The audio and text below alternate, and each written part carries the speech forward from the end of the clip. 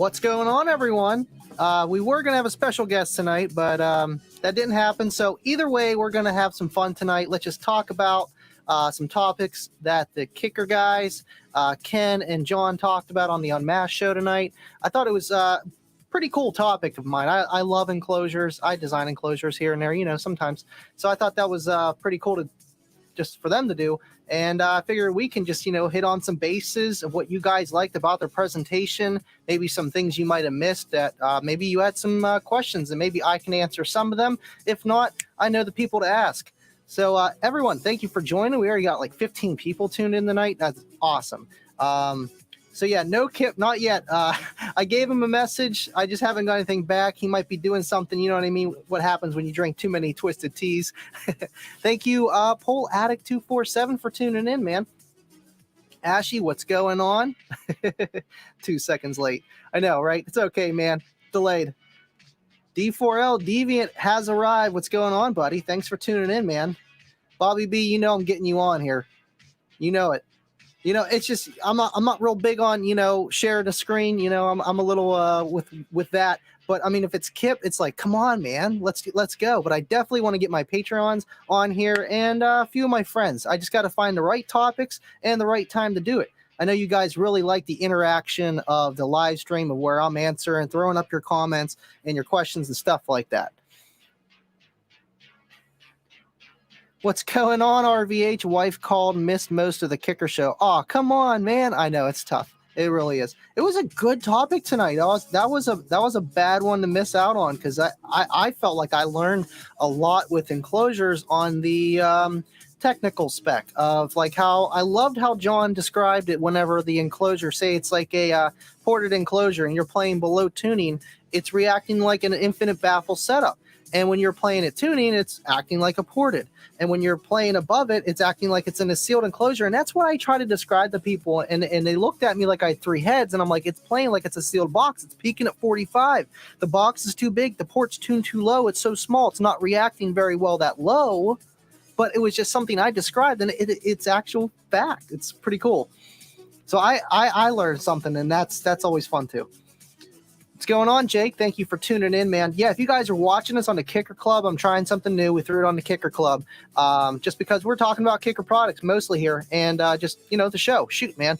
But anyway, if you haven't already let StreamYard have permission, so if you throw up a comment, I can see who you are. And yeah. The dynamic duo. You know what? I like that. I mean, 14.4 volt talk for the win forever. But the dynamic duo, I like it. Switching lanes. Andy is a hoarder. I'm not going to confirm nor deny, but I'm not going to deny it. I got too much stuff, man. I actually cleaned my YouTube room last night. Just rearranged some stuff. I switched shelves. I like this one here. Got access to my fridge instead of it being by my feet and just, things here and there and everything else in the room. Screen hog. Yes, absolutely. Thanks for tuning in, Brian. Double D's. See right there, the Facebook. Hello, thanks for tuning in there, Mike. Appreciate it. Let's see here. What's going on, John? Dude, you just got to change your YouTube name to John because it drives all the kicker guys crazy. They're like trying to pronounce your name. Zakoza, What's going on, man? Thanks for tuning in. I know you missed me last week, but I'm glad you got to comment in. Hang out tonight, man. How you been? How's everyone doing? I need to know what you're doing system-wise on your car, man. You need some bass. Stephen Kelly, we got a lot of comments trying to keep up with them. So have you put a 200.4 in a Chevy Silverado? The damn door dinger gets amplified. Wow, I mean, with GM vehicles, they're always tough to begin with. And then the 200.4, yeah, it's the key. So, I mean, you can get away with using a door chime delete in a way, but I feel like a lot of them, if you're keeping your stock head unit, or even if you're getting an aftermarket, for some reason they need a door chime like relay. GM is weird, man. Sorry about that. Yeah, he had some good drawing skills for sure. Absolutely.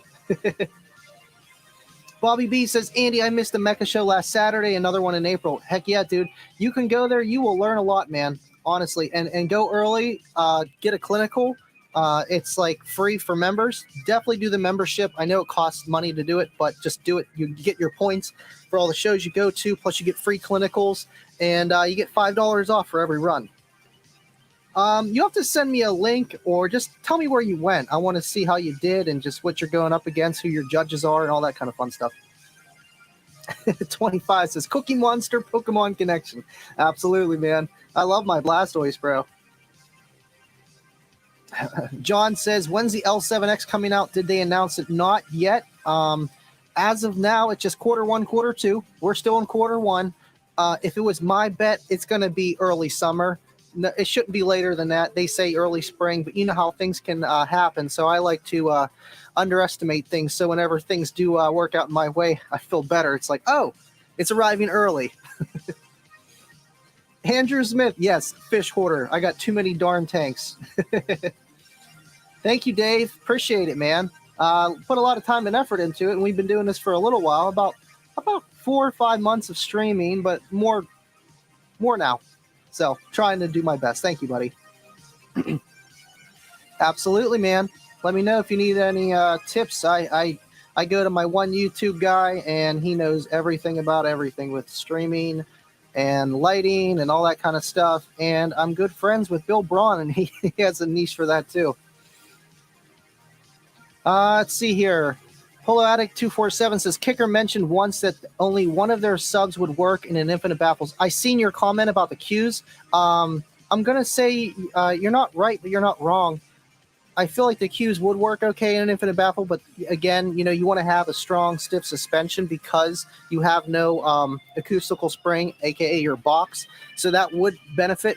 But then how efficient is it for that? I mean, honestly, if you looked at the Kicker free airs, like the old school ones, they had very loose suspension. They were very, not very loose, but you know what I mean, compared to today's standards and stuff like that. Maybe compared to the Q, I feel like a Kicker comp would be perfect. Maybe like 312s in an Infinite Baffle. There's a lot you have to look at with like VAS and all kind of air displacement for IB setups. More subwoofers, the better in some cases, because you want to take up that space. Sean says, doing okay, need money first. I know, man. You're hustling now. James Bruce, are we going to talk about the poll about electrical systems? I'm going to save that for Friday. Yeah, I know a lot of you guys commented on that and voted. We had almost, I think it was 99 votes on that poll. So we'll definitely do that Friday. We'll definitely talk about it. Tune in then for that. Thanks for tuning in now, man. I appreciate it. I love passive radiators. That's why I have 5 Kicker amphitheaters and a 350 and a Bullfrog. They all have passive radiators. I love them. And you get a lot of bass for a small space. Deviant with the plug. Hey, yo, all know I got to do this living loud with Andy Patreon. Dude only asked for $1 a month. That's 12 cents per stream. Hey, maybe it's even less. We're doing more streams now. They take PayPal. You lost $1 in the wash. Just do it. Thanks, man. I appreciate you. And Deviant is my dude. Let's get through some of these comments here. Wow, thank you guys, man. Keep them coming. Yeah, Kicker used to have free air specs, specific subs. Absolutely. The FA, the free air ones. Leroy Hi-Fi QHZs. Brown listening from Melbourne, Australia. Great show, mate. Appreciate it, man. Thank you for tuning in. And I have a few friends out in Australia. They like to build Johnny 5 stuff, and it's pretty cool out there. Always wanted to go. Thank you for tuning in, man. RVH says, pull any sub can work with an Infinite Baffle. The trade-off is much lower power handling. Right, that's another thing you have to look at. I would say estimately about half your RMS is what you should throw at it in an Infinite Baffle setup, and I'm sure a few people will verify that that's right. Kip, what's going on? Do you want to join? RVH was the best thing I've seen all year. Unless you just want to come on Friday, Kip, you let me know what you want to do. I didn't want to wait too long because I know these guys, they got stuff they want to do, and I figure, just hang out after the Kicker Unmasked show. Oh, Bobby B says, Andy, I'm not competing just to check it out. That's what everyone says in the beginning. Let's see. RVH says, which will come first, the L7X or my 900.5? I know you won that on the original Unmasked show, man. That should be coming out to you soon. Hell Fuego says, Kip, we have missed you. John and Ken did great tonight. They did do good. And it was a tough topic too, you know, and John was just rolling off his tongue with just knowledge and everything. And I liked how he was correcting people when they were saying, oh, what about a fourth order? What? A what? You mean a band pass, right? Or a sixth order, all kinds of stuff. It was pretty cool. Colby says, is this living large with Andy room? Yeah. That's it, man. Yeah, thank you guys for tuning. Let me catch up to these comments. Brian Townsend said, so when you broadcast the Unmasked show on your channel, do you get the credit for it or does Kicker? Not sure how all that lives. Yeah, I don't even monetize any of my videos that they stream on my channel from the Kicker Unmasked. I do not monetize a single one. Now, my videos I monetize, and my live streams after it's been broadcasted, I monetize it. And the easiest way to check, well, I mean, used to, if you get an ad or not. Now they just be throwing ads up all the time for any video, which is, I think, kind of unfair. But I mean, either way, it works. I don't put ads in the middle of my shows or my live streams. I put one right in the beginning. There you go. But for the Kicker stuff, nope, not a thing. I appreciate everything they do. I couldn't ask for a penny more. A penny. All right, let's see here. All right, Kip, absolutely. Let me get that for you. I'm just going to send it through Messenger real fast, so I can just give you the link quick. If that's a problem, let me know. Hold on 1 second, guys. We're about to get Kipster on here.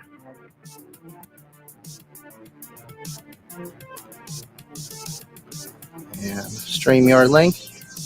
There we go. Cool.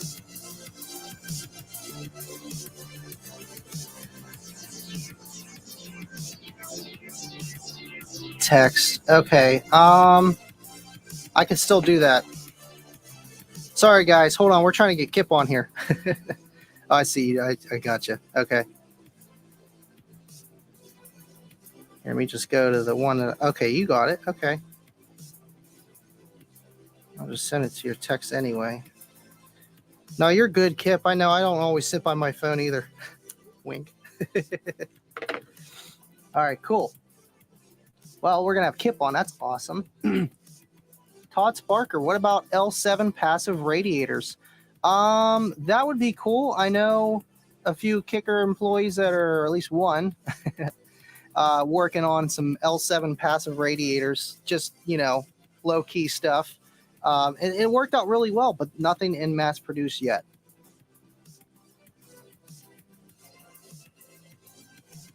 Let's see here. Okay, we're caught up. Awesome. High frequency hertz. Sorry, I chopped that up pretty good. Let's go. Yeah, we're just waiting for Kip now. I hit my move goal today, guys. Mullen Performance decided to split my audio hobby and car stuff between two channels. Yeah, I watched your video. I seen that you're going to do your own audio channel, hence the audio at the end of that YouTube channel, which I think is a good idea. And Justin led you the wrong or right way with that, because, you know, people come for one thing and one thing only usually.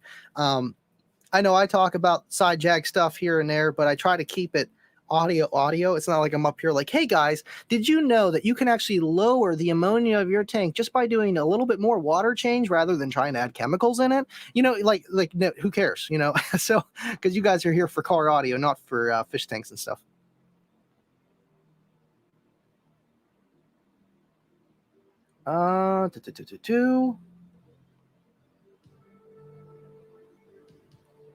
Kicker had square passives on their docks. On their yes, that was the Kicker 350s, the 500s, the amphitheaters, and I think on their smaller docks too, but probably more of a setup like the Bullfrog 100 and 400. I see Kip is here. We're gonna bring him in now.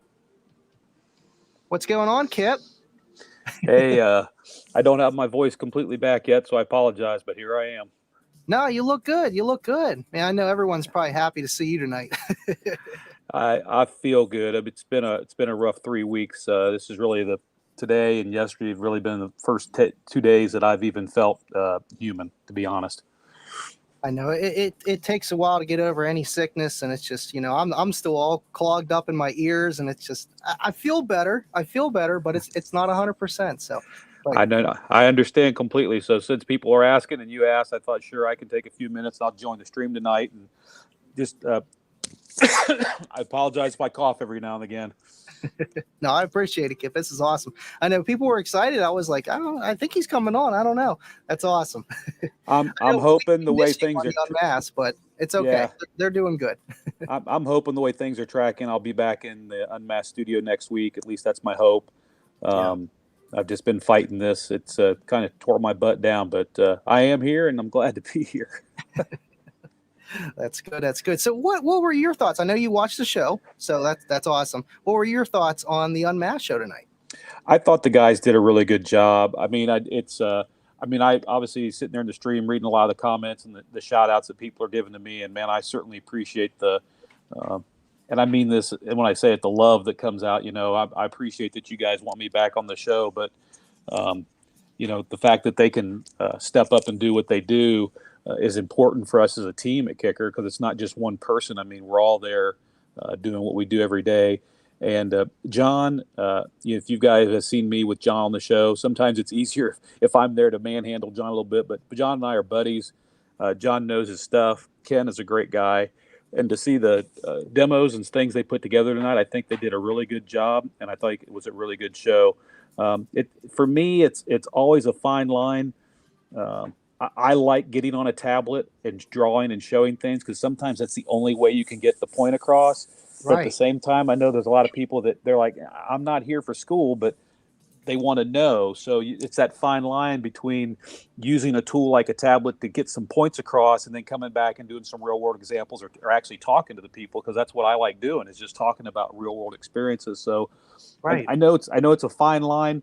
I think John does a pretty good job writing. He probably leans more toward the using, diagrams and text more so than probably someone tuned into Unmasked is used to.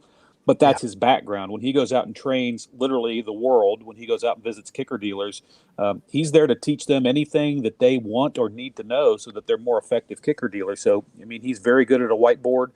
It is his friend. And so just reading the comments, it's people saying, some people appreciate it. Some people want less of it. You're never going to make everybody happy. But if you're trying to get a point across, sometimes that is the only effective tool there is. Right. And I bet you a lot of the people that are watching that maybe don't like kicker so much and they watch in different ways and they're like, wow, man, this guy knows what he's talking about. And I learned something now. And that, from a kicker guy, what's going on here? And you guys do know your stuff. And it's obviously proven on your shows. And I learn stuff all the time too, because I'm a novice, I'm new to this, I understand, but with all that, science, technological stuff, I'm just kind of like, I understand it, but I haven't read a book about it and I want to learn more about it. And watching a show, that's what you kind of get. And I know it can go over some people's heads, but at the same time that you guys do break it down so that the average guy can kind of understand like, hey, you're going to get this out of this and this out of that. And I love those demonstrations. And that. I love the demonstration stuff. I do too. And I was excited to see that they'd actually built some boxes and got a microphone set up and did some of that stuff today. The thing for me is I watch a show like that and see what the guys present, and then I'm just kind of lurking in the background reading the chat feed. And what it does, it opens up my mind to the fact that there are so many other things we can discuss about the topics. This isn't a one show and it's done. Even the topics tonight could be talked about on multiple shows with multiple more demos. And that's what makes me think. And that's what, with Unmasked, we all get together and talk about it. That's what we're trying to do is we're trying to find, hands-on demos using test equipment. We're not trying to come across as the techno know-it-all guys because we don't. Every single one of us, myself, John, Ken, anyone who's ever spent any life in training, which I did, you learn really quick that there's that learning curve where you start off knowing nothing, and then you reach that point in the learning curve where you think you know everything. And then you come along and you find out just how dumb you really are. And if you'll open up your mind to all the mistakes that you've made and the mistakes you're going to continue to make. There's a whole lot more to learn in this. And there are things that, I stand pat on like a rock because I know that they're true scientific, physical things that aren't going to change. And there's other things that over the years I've had to adjust what I think about it because it's not that way in all cases. And I think that's probably the most valuable lesson I've learned is I've learned I'm smart enough to know I'm dumb enough that as long as I pay attention, I'll learn something new. Right. And that's with every hobby, not just car audio, man. I know when I dove deep into the fish tanks, you buy a big fish tank and then you buy all the fish you can. And then guess what happens? They all die, Exactly. You live and you learn. You think you know it all, but absolutely, Kip. Absolutely. I remember when I knew it all and it was such a good time. I'd love to go back. I know. I remember those days in car audio when it's like I was at that little peak part where it's like you think you know everything, you're just getting into it, and you think you're you're Billy Badass in your town, and you're doing everything, whatever, and it's just. But it's those moments like that is what makes you humble later. It's like, wow, okay, now I actually know what I'm talking about, and I really don't know much, and it's awesome. I've learned to laugh at myself. I've learned to admit when I'm wrong. I've learned to say I'm sorry, and those things go a long way in life. Absolutely. So what else have you been doing? Are you getting anything done around the house or just pretty much relaxing, resting, watching YouTube lives? What are you doing? Man, I'm not going to exaggerate. It'll be 3 weeks coming up. And of course, for anyone who's asking or is out there, it was talked about a little bit. Yeah, I got COVID. It completely wiped my butt to the floor. What's funny about it is, people talk about COVID, well, what's COVID? Or, you get COVID or what's COVID? It was just like having the flu, to be honest with you. It was just a real bad case of the flu. And it caused a lot of pain in my head. I had severe earaches and throat infection going on. That's what hurt. If COVID didn't hurt, the symptoms that came along for the ride is what hurt. Right. And for me, and the reason it's taken me so long, and I apologize, guys, I can't wait to get back in the studio and do things with you guys. But if you've done any research into this, I had COVID for about a week, 10 days. And then I went into what's called a cytokine storm.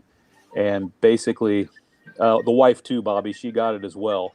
And basically what a cytokine storm is some people, and I'm one of them, my immune system went into overdrive to fight and protect me during COVID. And it did its job. It fought off COVID. But then when COVID was gone, there was nothing left to fight, but my immune system didn't care. It was going to fight.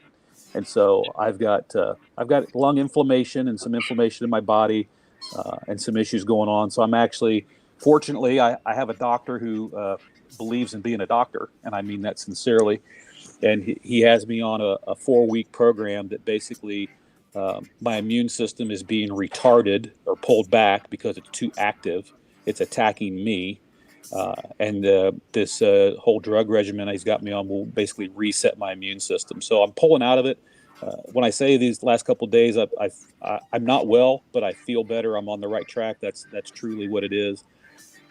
My wife, fortunately for her, she was on some preventive medication for a couple months prior, and I wasn't because I couldn't get it. I couldn't get into the doctor to get it.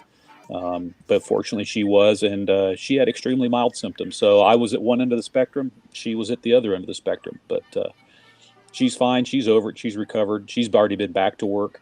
And my goal is if I keep progressing as I am, I hope to be back to work next week and joining you guys in the studio. As you can tell, it's my voice. It's not fully back yet. I do tend to go on some coughing fits yet, but I'm well. Yeah. Well, that's good. You're doing a little bit better, but that's a crazy story where your immune system is just in overdrive, and it's like you would think your immune system could never be too strong, but I guess there is too much. Something that's just can be bad. I say the word blessed and lucky, and I mean it with the doctor that I've got. Some of the stories that he shared with me that he's seen over the last couple years, he shared a lot of advice with me, which was good for me to hear it straight from a doctor. And 25, I have lost a little bit of weight, but thank you. I appreciate that. I still don't even have an appetite back yet, to be honest with you. My first Tuesday back's probably not going to be fun because I'm not hungry. so I won't get really to enjoy the meal. But it's no Five it's, Guys, huh? No Five Guys. no, it's just I'm just not hungry, and it'll come back. But I never lost my taste of smell or taste, really. I mean, things taste kind of bland, but they still taste. Isn't that Hey, weird? thanks, So Glenn strange. McPherson. Thanks, man. I appreciate it. So I've just been on the road to recovery, Andy. It's been a rough, I won't lie, it's been a rough few weeks. The last couple of days, I've been able to get up. It sounds crazy, but I got a pulse oximeter thing that my doctor wanted me to get, and my oxygen levels are good, but I tire easily, and it's because my lungs are inflamed. And so I just get up and walk around, do a little bit of exercise. It's going to be a recovery process, but I'm here. I'm not going anywhere that I'm aware of.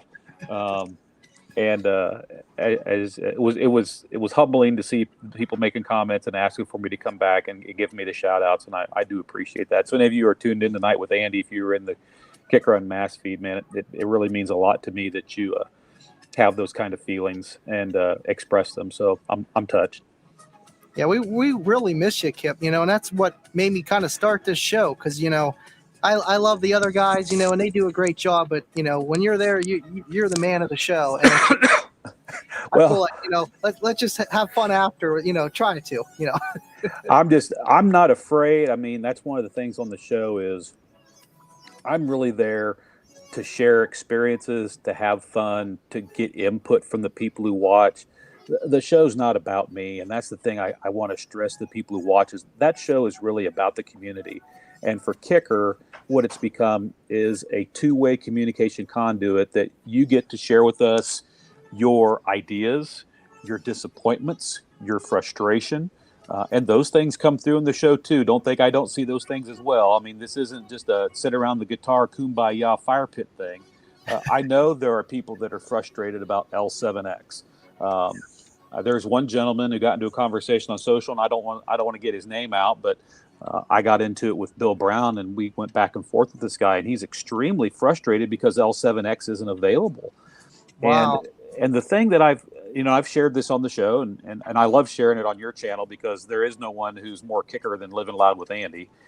But if you look back to when we did that original Unmasked show, our goal that we decided was that we were going to show all the new products, not just to our dealers and reps, but we were going to show all the new products to the world.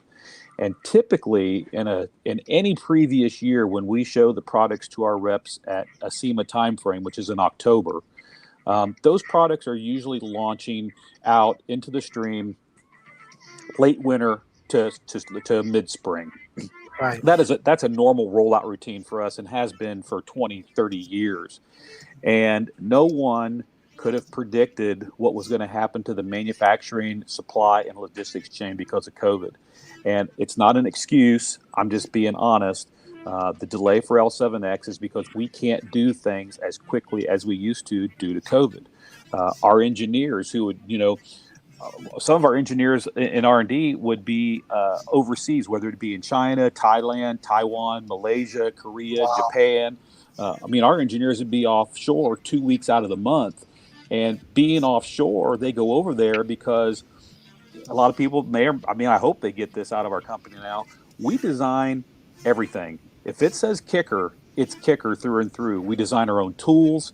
We own those tools. We modify those tools. We basically sign contracts with big manufacturers and buy line space. I mean, there are factories where this part of the factory is just for kicker because we run enough product that this is the kicker house. Wow. And so we don't own the factory, but we simply buy the space and we use their lines. But everything about a kicker product is designed, researched, engineered, tooled, tested by us. There is nothing off the shelf on a kicker product.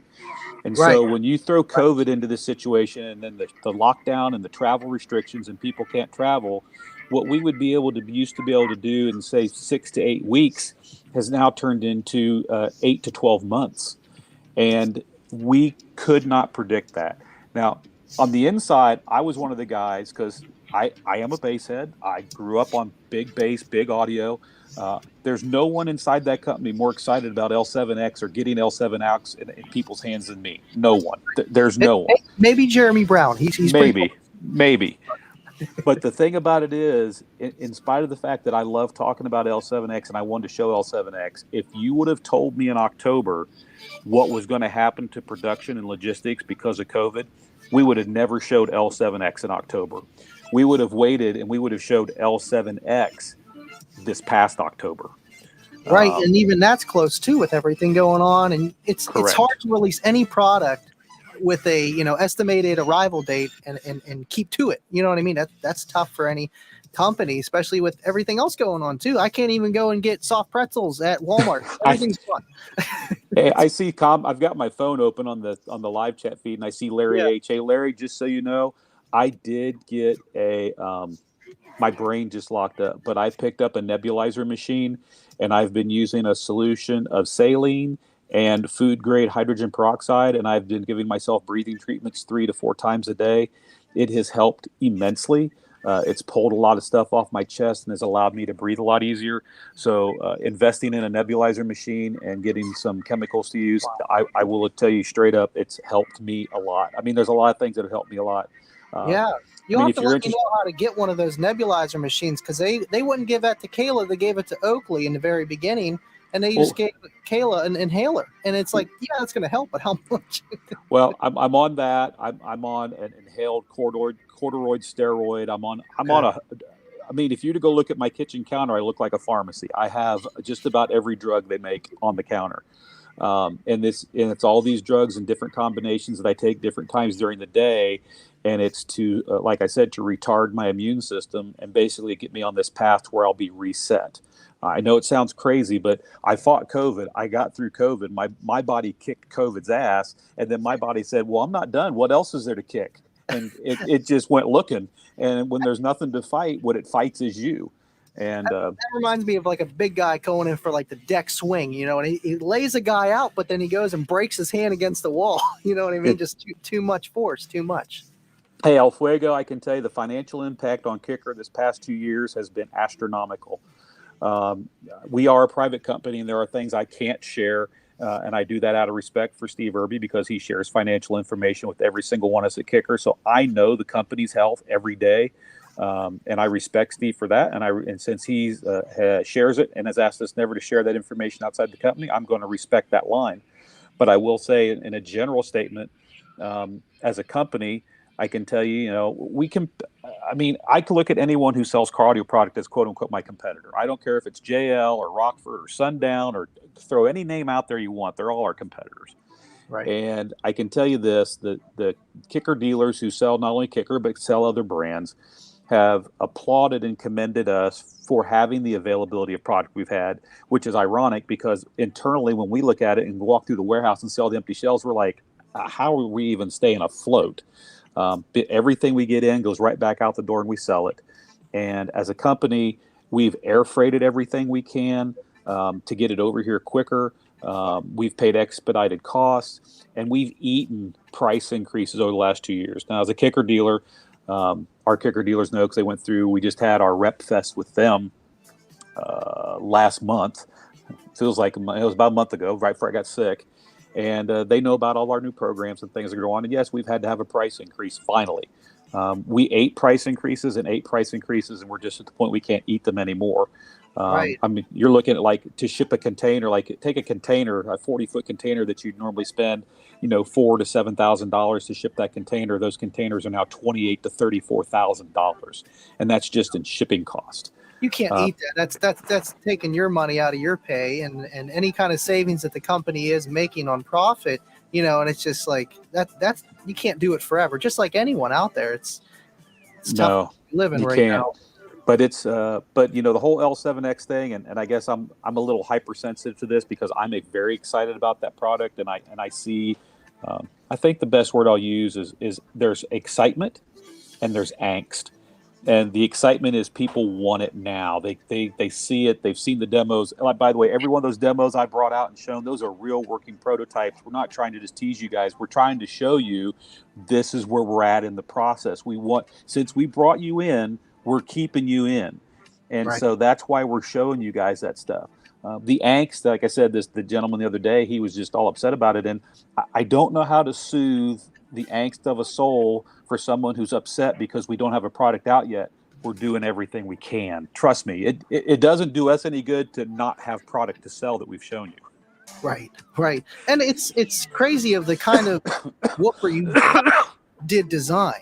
You know, this isn't just another L7S, you know what I mean? This thing is a woofer. I mean, there's 3 of them, 10, 12, 15.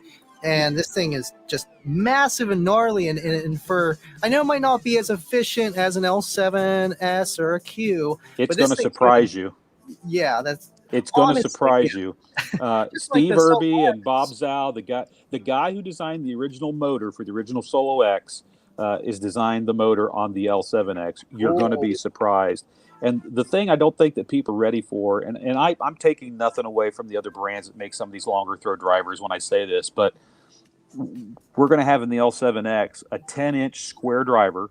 So a 10-inch square does have more cone area than a 10-inch round.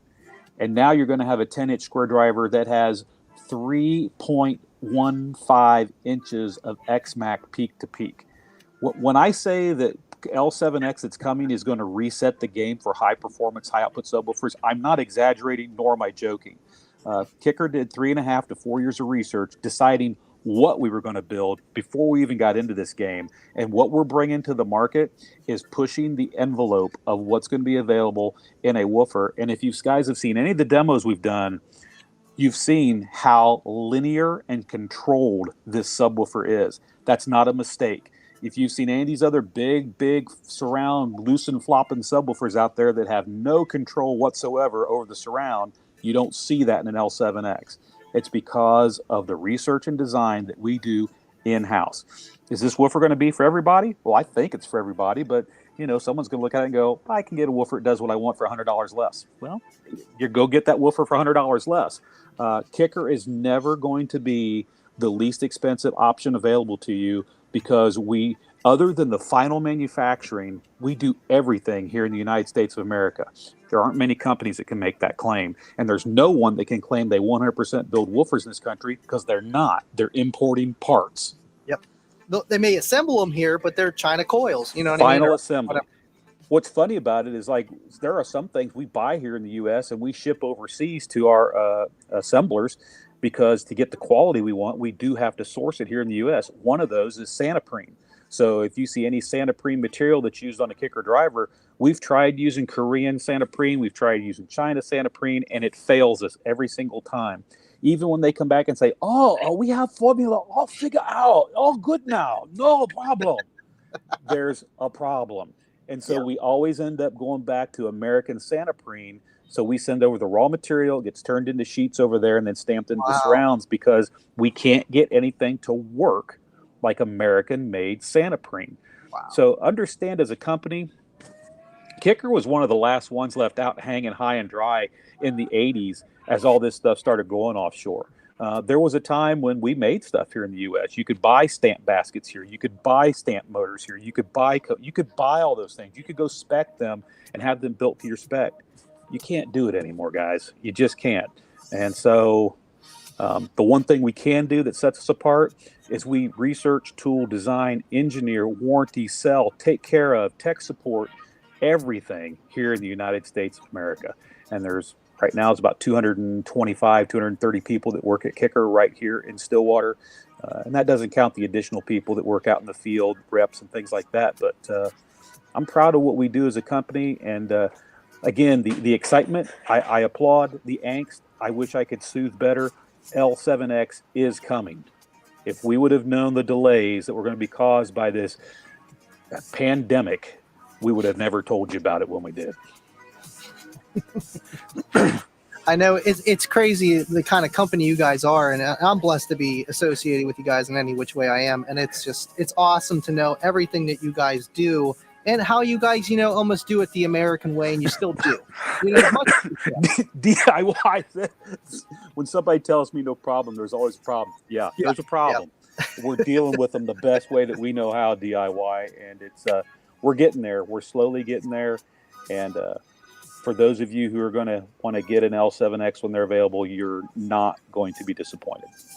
No, not at all. And that's the thing too, because like the Solo X, Yes, it was an SPL oriented woofer, very efficient, but it was a good sounding woofer too. And that's the same thing with the L7X is going to be. Yes, it's more of a new style woofer, tight suspension, lots of X-Max and tons of power handling, but it's still, from what I know, and I believe you guys, is going to have that kicker sound. Plus, from the demos you guys did, I mean, it's a woofer. Come on, But at the same time, it's going to be, like you said, linear. You look at a lot of subwoofers, and they have nasty flex woofer, 3-inch excursion, and the thing just looks like it's a crinkled up paper at some point, and it's like that doesn't look healthy. How is the wave not being affected by that? It's definitely a kipism. I call those losing flopping. And when you look at them, that's all you see is they're losing flopping. It's a German term, I think. I adopted it, but there are some of those things you see on camera, and if you know what you're looking for, you know what camera roll is or video roll, and you can tell that kind of oddity in a video. But then there's also, you're looking at a surround and going, that's not camera roll. That thing just has zero control. And that's why I'm real focused that, the few videos that we've made, pardon me, I'm so sorry. The few videos that we've made and shown, I've really asked for the guys to use good cameras that have high frame rate and things, because I actually want to show the driver. Right. And I'm proud of everything we've put out there and shown on this. If you're upset it's not available yet, I feel you, but man, hang in there, because if you want to get one, it's going to be worth the ride. Right.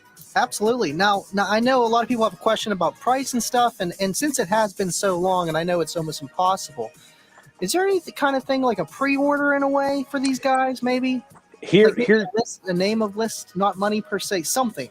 Here's a good question, Andy. And first off, Unmasked, and I'm sincere when I say this, Unmasked is a conduit. If you guys have questions or ideas or requests, Unmasked is where you want to make them happen. Send the emails to Bill Frog. He shares all those emails with the team, and then my day job isn't just Unmasked. I do a lot of other things in my day job that has to do with working with SPL competitors and guys who are running shows and other things. But I'm also on several design teams internally. Like these headphones are on my head, these Cush NCs. I'm proud to say that I was on the team of 5 who designed and did the approval on the acoustic of how these sound. So the way the Cush NC sounds, I was on a team of 5 that designed this.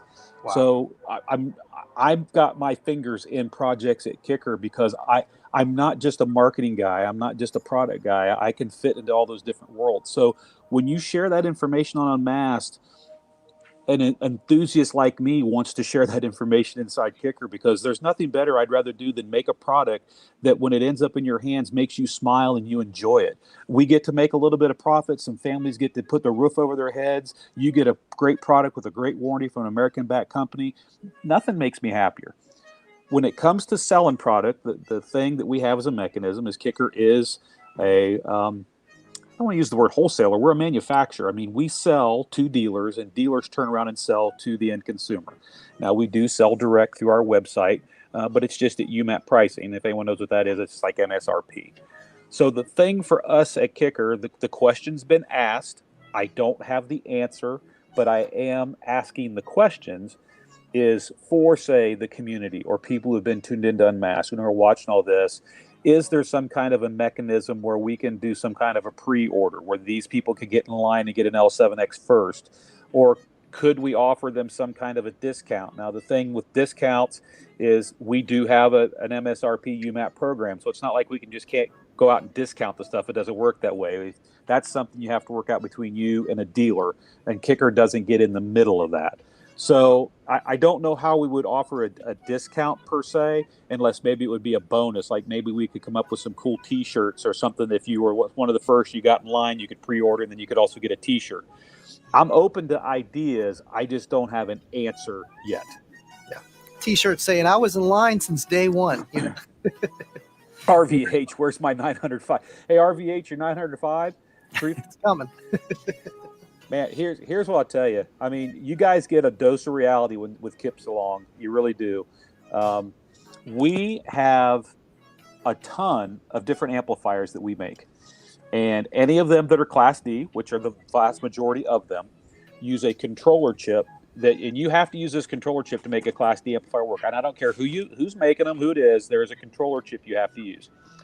company owns the rights to it. They own a patent on it. There's a China knockoff of the chip, and then believe it or not, there's a knockoff of the chip, and everyone uses all three. Wow. Right now, those chips are in extremely tight demand. Just to give you an idea, it's a chip that normally costs 87 cents a piece. They're now almost $16. Ooh. One part. Ooh. One part.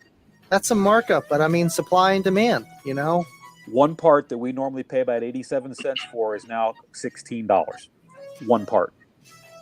So to put that into perspective, what we've had to do is we can only source so many chips. There's only so many in the world to buy. Everyone's scrambling for them. Fortunately for us, Steve Irby has actually prepaid us out 2 years. So we've paid for parts that we're not going to see for 3 months, 6 months, 9 months, a year and a half, 2 years. We've prepaid out for 2 years just to get in line to get parts so that we can make electronics. Electronics is a tough one right now. And so what we've had to do is we've had to sit down and look at our entire product portfolio and go, okay, yeah, here's all these amps we make, but here's the ones we sell a lot of. And here's the ones that we have to have these, or we don't have any amplifiers to drive speakers. And so they've made the decision to go, okay, these are the amps we're going to build. We're going to build these. We're going to build these. We're going to build these. It's not every model and every line. So like if you look at CX or PX or Power Sports, or, you know, I know everyone is chomping at the bit. We've said there's a replacement for KX coming. The problem is there's no replacement for KX yet because there's no parts. And so that's it's insane. DSPs, Class D microcontrollers. That's the problem. So the funny thing for someone like RVH is 905s, we just don't have any because there's been no parts allocated to build 905s because those parts have been allocated to build other amplifiers, whether it be in the CX line or things like that, because some of those parts are shared across the board. It's the same part. And it's frustrating for a manufacturer like us to sit there and tell yourself, nope, you can't make those because you can't get any parts. That's crazy. But the 900.5, that seems like a more complex amplifier compared to maybe something that's smaller and people buy more of, like you were saying. You know, you have to satisfy those customers. Right. Hey, I see a comment here from Jeff Cynical. Hey, Jeff, how you doing tonight? If you like KX amplifiers, and trust me, I like KX amplifiers too. Unfortunately, those amplifiers went end of life at the beginning of this whole COVID mess, which slowed down the transition to the new one and everything. So it was just timing. It's just the way it happened. But I promise you, what's coming to replace KX, if you like KX, you're going to love it. I promise you. That's all I can say. Give you the wink, keep my job, but Got the official wink.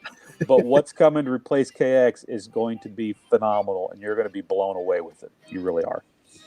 Absolutely. You need a big, powerful amplifier with those L7Xs. I mean, you think about it, the KXA 2400, you kind of designed and built that for what, either 2Q15s or the quad box. So if you got something for, you know, the L7X that requires a tad bit more power, you would think need a bigger amp. Hey, Ryan Moore, I see your comment in there. You know, we get asked this question a lot about a key 5-channel amplifier. We really do. And I'm not sidestepping the question. I'm going to give you the honest answer. Key is designed to be as compact an amplifier as possible so that it makes it easy for a dealer or an installer to get those amplifiers in a car.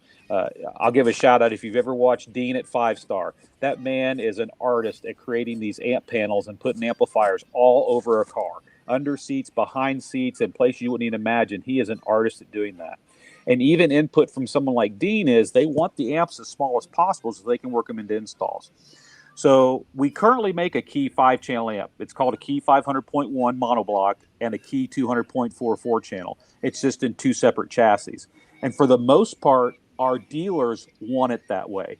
They prefer it to be in those two smaller chassis because it allows them to take the Key 200.4 and maybe in some cases tuck it up behind the glove box, throw it down in the center console, throw it up underneath the seat, and then where they end up putting the subwoofer amplifier in the back of the car or whatever, they then mount the Key 501 closer to that subwoofer amplifier. So it's by design, it's on purpose that we make a 5-channel. It's just those two products sold separately. Now, it makes sense for the application that they're used for. You can't build a huge amplifier. Correct. Now, there is other Key Tech stuff on the books. It would have been here already if it wasn't for COVID. and the pandemic and everything that it is jacked up, including my health. So all I can say is there's other key ideas coming. Be patient. People have asked about a standalone DSP. They've asked about bigger amps. They've asked all those questions. We hear you. Absolutely. Yeah, thank you for your comment, Ryan.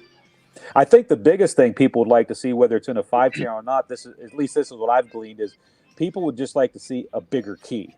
They'd like to see something that's possibly 100 watts by 4, as far as on the full range section. And the thing that's crazy is that little 501. I mean, we look at our product portfolio. That key 500.1 bass amp, it drives like 14 different preloaded, ready to go enclosures right out of the gate. So there are some people that want, a bigger key amp, but then we also sit back and go, well, what are you going to, I mean, it's preloaded stuff mainly. So what are you going to drive with it?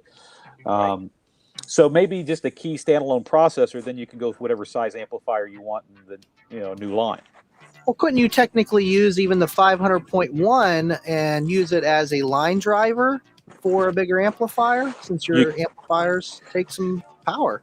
You can. You have to be careful with what you're doing, but because all kicker amplifiers use Fit or Fit 2 or Fit Plus, there's different versions, and that has to do with the input voltage and also the radio detect resistors that come on board, so that it can actually fool a factory radio into turning on, which we can get into if you want, but that's another story.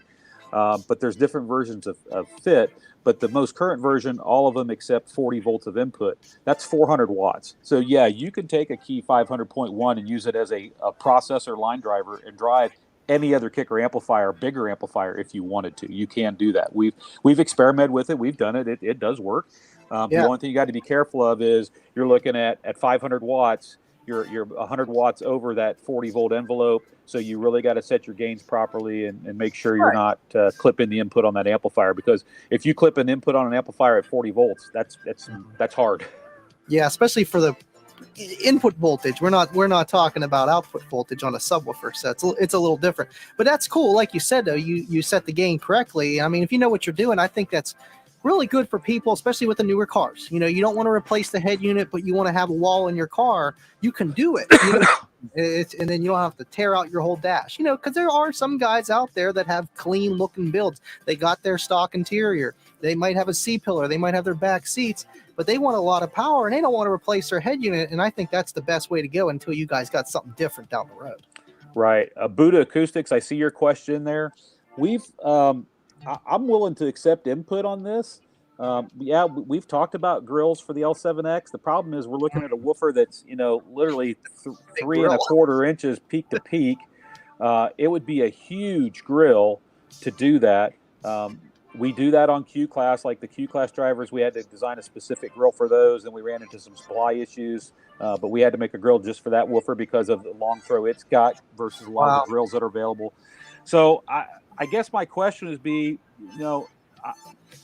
and this is a sincere question. We've gone out in the field, and we did for about 3.5, 4 years looking at this, and everyone that we saw using long throw big woofers, not a single one of them has a grill, not a one of them. So it's is that a self-fulfilling prophecy? There are no grills used because there are no grills available? Or is it that there are no grills used because no one cares to use a grill? I'm not even going to pretend I have the answer, but I can tell you that's the question. Right. I mean, I think it's almost, it's an older type thing. I've always seen grills on subwoofers, and all different kinds. And I've always liked the kicker ones. I always thought those were really cool. But yeah, like you said, they don't make them for like the 18 Solo X or the 18-inch Sundowner Scar or 15. I haven't seen them that big. They're like smaller, 6.5s, 8s, 10s, maybe 12s. And they're meant so when you put it in your trunk, you don't hit nothing. Right. Bigger boxes. Now, kids poking at them, that's a different story. You need a different grill for that, but they do make them. But like you said, on the travel, 1.5 inches up and 1.5 inches down on a 10, that's a pretty, you got to have about 2-inch tall grill easily. Yeah, and those measurements, like I say, there's actually even a little bit more than that peak to peak mechanical. So you'd have to design it to have at least 2 inches of clearance on the top. Jesus. Yeah, what's the mechanical limit on those things? It varies by driver, and I don't want to lie to anyone here, but if I've got my numbers correct, The 10 is 3.15, the 12 is 3.2, and I think the 15 is 3.3. Shoo. That's a lot of. That's like twice that. Yes. Yeah, when we tell people this is going to blow away the old Solo X driver, we're not kidding. We're serious. This is going to be a completely different animal, and the ability of this driver to work in these larger bandpass or larger ported enclosures and move a ton of that energy in that 25 to 35 hertz area where people are floating babies and towels and bricks. That's what that driver is going to be capable of doing it if you want it to. I'll be honest, I'm not exaggerating. I can't wait. I want a 10 in a ported box for my own vehicle. That's what I'm waiting on. I want a single 10 in a ported box, and it's going to be as stupid and as silly as I will be at all in a daily driver. And it's going to sound awesome. That should be doing 40s all day and sound good doing it. Oh, yeah. A single 10 in a right ported box in a car, it's going to do 40s all day long. Absolutely. I know I can't wait to get my hands on them, but I'm patiently waiting. When the time's right, they'll be in my hands. So hey 25, if you said, I think I see you said how much, Kip. We've said on the show before, obviously the old driver, we made a 10, a 12, and an 18. We never made a 15. It was just 10, 12, and 18. This time out of the gate with L7X, we're going 10, 12, and 15. Yes, we know Andy wants an 18. We know a lot of people want an 18. But right now, it's just a 10, 12, and a 15. Our target, and understand the reason we won't put anything firm until we can be firm. And, manufacturing costs are changing everything. So it's a moving goal right now. But our initial goal was that we wanted to be at about half the retail of the old Solo X size for size. So if you looked at a 10 used to be $9.99 retail. So we were looking to try to bring a 10 in somewhere in that $4.99 to $5.99 retail range. Right. If you looked at the old 12 retailed for $1,200. So we were looking at trying to bring in the new 12 probably somewhere in that $5.99 to $6.99 range. And there's no 15 to do a fair comparison to, but simply throw another $100 to $200 on top of the 12, and that's probably where you'd be sitting on a 15. That's our initial goals, but we're not stating anything firm and won't until the product ships, because everything is in flux, including price, up until the point that we're done. Right. And I was just going to say, when I was interrupting you there, I was going to say that it's almost more than 50%, because $1,000 woofer back in 2002, that's more money today than it was then. So yes. You're talking about a really decent deal. Your prices are competitive with the competitors out there for a relative product. We'll say that of its performance, at least looking at power handling and cone area and air that you're moving. I think it's going to be very competitive, and people are going to line up to buy them. And with the drop-in recones, yeah, they might be pricey, but if you need to be quick with your recone, you're in the lane, you don't have anything to worry about. You got 15 minutes, boom, you're in, out, boom, done. Exactly. The El Fuego, how many watts would you run on an L7X10? That is a loaded question. And, we get asked this question on Unmasked all the time as far as power. I've played with an L7X10 there in the studio. I use a 2400.1. As you've seen on some of the testing I was doing with it, and the meter showing it, it's doing what it's doing, 400, 500, 600 watts. I'm that guy that believes there's no such thing as too much power. That's me. I would rather have more power than it takes to drive my speaker to full excursion and let me stop with the volume knob. So when I've reached the full capability of the mechanics of the woofer, I stop with the volume knob. And that's the problem that most people have, is what they don't understand is you design up an enclosure, you design up a speaker, you do whatever you want. When you reach, there's two limitations on any speaker, all of them. There's thermal limitations, there's mechanical limitations. Thermal limitations means you keep dumping so much power into the coil, it can't keep itself cool. You eventually heat the adhesives up and you get a failure. The voice coil fails. That's thermal limitation of the driver. All speakers have thermal limitations, every single one of them on planet Earth. And the longer you play them and the more power you play into them, the hotter they're going to get. There does come a time that you have to let your speaker cool down. There's just no way around it. Okay, our job is to make it run as long as we can get it to run. Your job is to try to blow it up as fast as you can. We've seen the game; it's really crazy, but that's the way it works. So that is your thermal power handling. The other one is mechanical, and the best way I can describe mechanical is think of a rubber band. If you take a rubber band and you stretch it as far as it'll stretch to the point that if you pull it even a tenth of a centimeter more, it snaps and breaks. You've reached the physical limitation of that rubber band to stretch.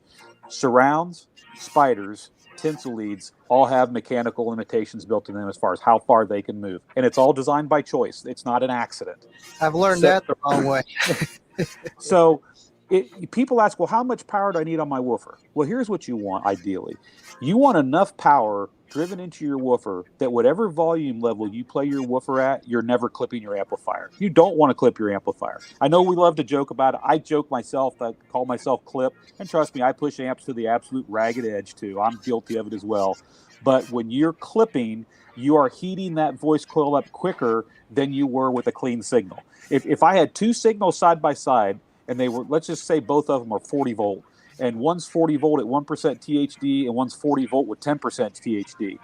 The voltage is the same, the swing is the same, but that 10% THD is going to heat that voice coil up faster because you're introducing squared off components into the amplification process and you're heating the coil up. All woofers do it. I don't care who makes them. I don't care. I'll argue this with anyone as the day is long. It's the way it works. So what you want to be able to do is you want to have enough power on tap that you don't clip your amplifier, or if you do, you're doing very mild clipping, 2, 3, 4, 5%. You want to have enough power on tap that you're making that woofer move through its full excursion capability to your satisfaction. Now, if that woofer gets to full mechanical excursion capability and your amplifier is not clipping and it's not loud enough for you, well, then that tells me that's a real easy answer. You need more. More what? Yes, more. You need more woofer, you need more box, you need a more efficient box. You may have a design that's not tuned properly for the car. The crazy thing about this is everyone talks about all this big bass that they like, and I've actually found this easier to talk about and experience in the home environment than I have in the car. And for example, whenever I set up any room that I've ever had for a home theater room, I do what's called the box crawl. And what I do is I set my subwoofer up where I sit. So I don't put the subwoofer in the room where it's going to be against the wall. I put the subwoofer exactly where my seat is going to be in the room to watch the TV. Wow. Then I put on some bass tones or some bass music that I'm familiar with, and you literally get down on the floor and crawl around the room. And what you're going to find as you crawl around that room, there are nodes on the floor and in that wall where you'll be crawling around the room going, oh man, this bass sounds killer here. Oh, this is killer. And then you move 3 feet and go, where's the bass? You look over and you can see the woofer is just stroking its butt off, but where you're at, there is no sense or sound of bass at all. And then you move another 2 foot and all of a sudden, there it is again. There's all this bass that you love. Once I find the spot in that room that has all that bass I like to listen to, that's where I go put the box because I'm going to hear that response at my seat. The exact same thing happens in a car. And sometimes cars can be very tricky to get bass to hit at your seat because of trunks, because of standing waves, because of all sorts of oddities. And so if your woofer, you could have a perfect woofer and a perfect amp and everything comes together and works, but if it's not hitting where you sit in the car and you're not getting that bass experience, does it matter? Right. That's crazy that it's a thing, and it's something I learned as a kid, messing with home speakers again, and it's like you go one side of the room and it's just really loud, and then you go out and it's like on the other side and it's like not there. You get in front of it and you don't hear anything of that big boom. So is that big boom too much though for like home audio? I feel like that might be. That's Andy. When stuff blows up on the TV, it needs to blow up on the TV. You need to feel it. Ask my wife. She tolerates it. She doesn't enjoy it a lot sometimes. And that's why, like during the evening, sometimes I'll pull out my phone for my app and my receiver, and I'll go in and I'll turn I literally will turn the bass down 7 to 9 dB because I run my bass in my home theater probably about 7 to 9 dB hotter than most people like.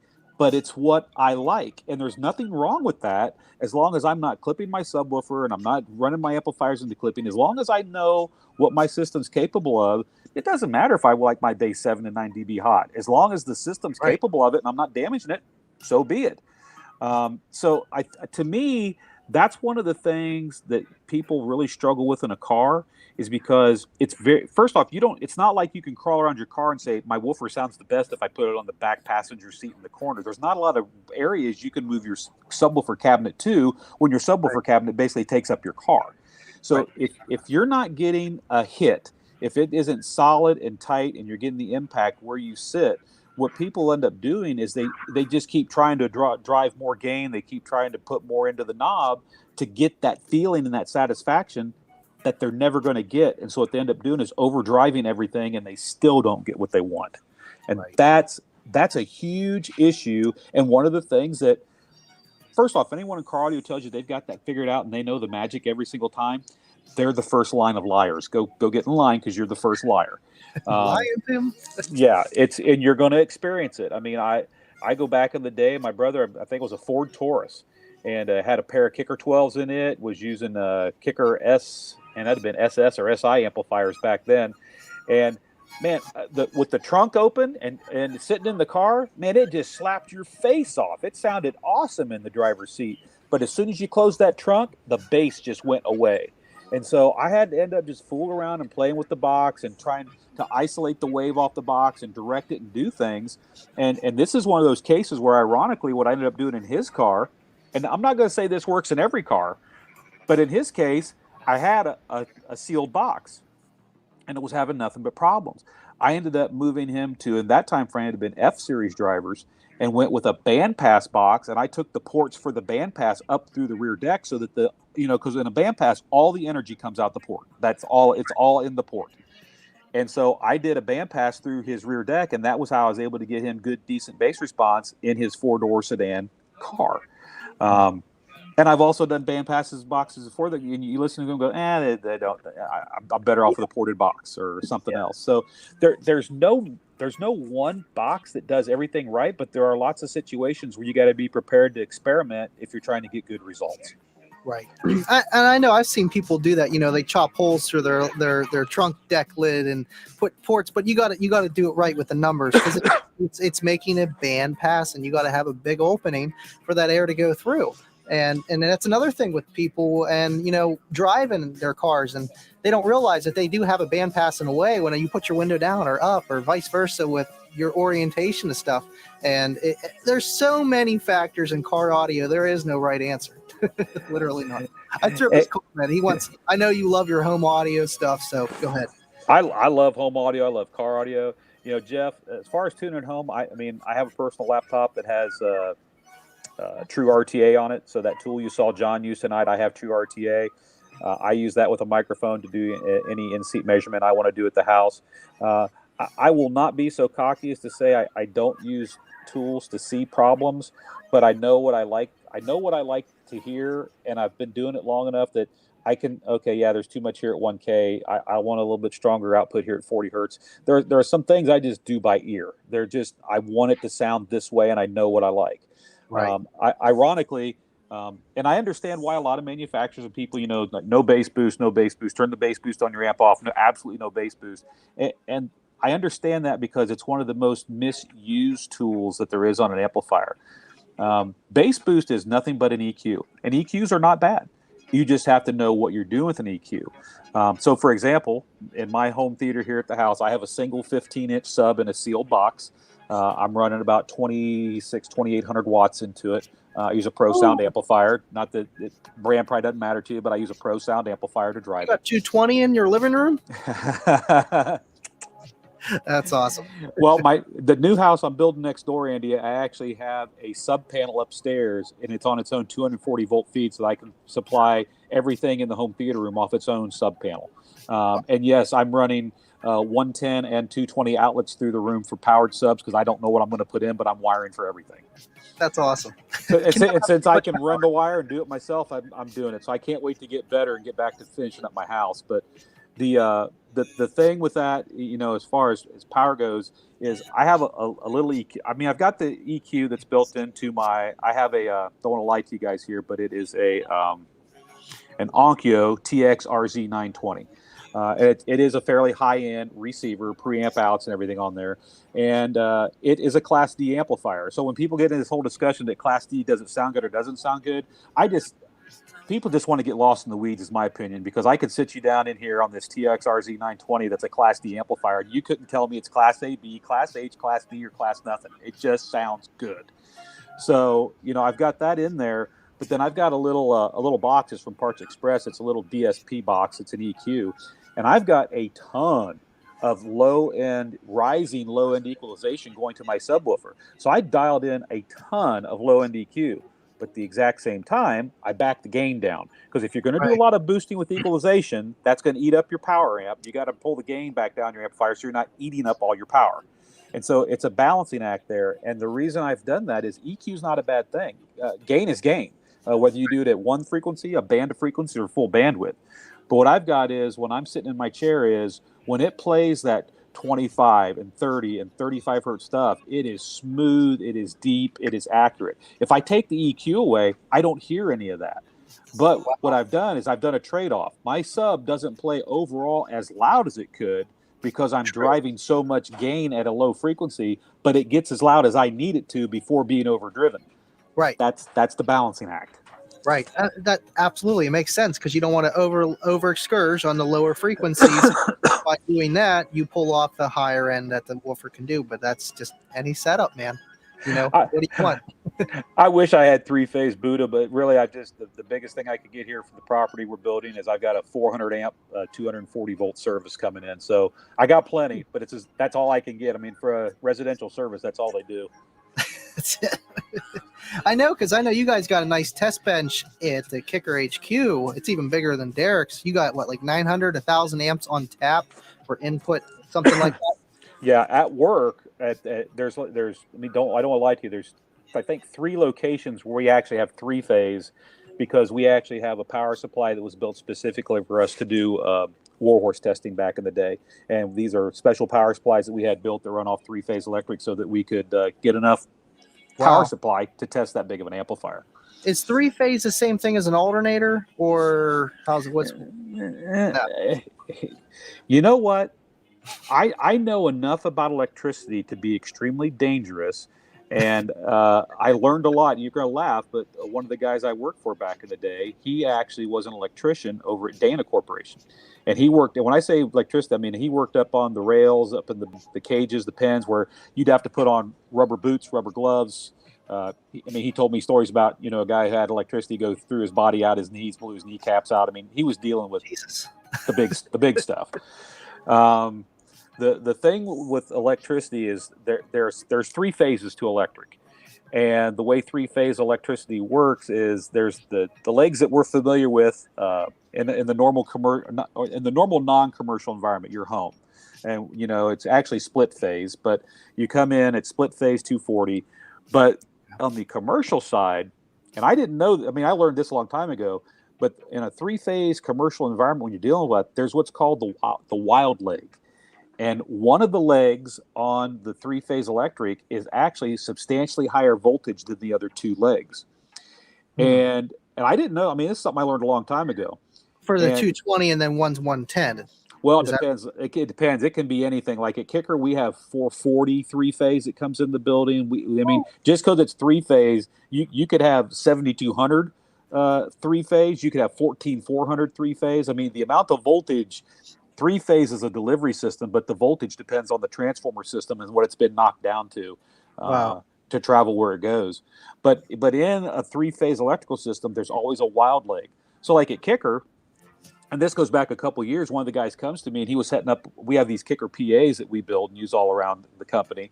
And I use Furman power conditioners in them. And these Furman power conditioners, if you go over 132 volts, they shut off. So at 132 volts, the power conditioner just turns off so it won't damage the electronics. So the guy, it was Steve Perry, he comes up to me and says, man, I got one of these Kicker PAs and it's not working. It's having a problem that it won't turn on, blah, blah, blah. And so this is the electrician at Kicker talking to me about him hooking up a PA system for a company function. And I looked at him and I said, are you on the wild leg? And he looked at me and said, what are you talking about?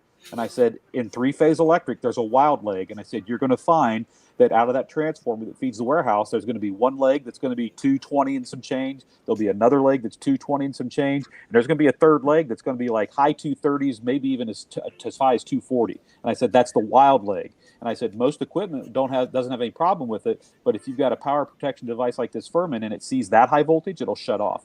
And he looked, and this is an electrician. And he looked at me and said, how do you know that? I said, well, I know because I had a guy who taught me a long time ago, and he went out in the warehouse and took out his fluke meter, and he said, I'll be damned, you're right. He plugged it into another outlet and worked just fine. So, wow. So anyone who tells you they fully understand electricity, they're liars too. I learn every day. Just don't touch some things if you want to live.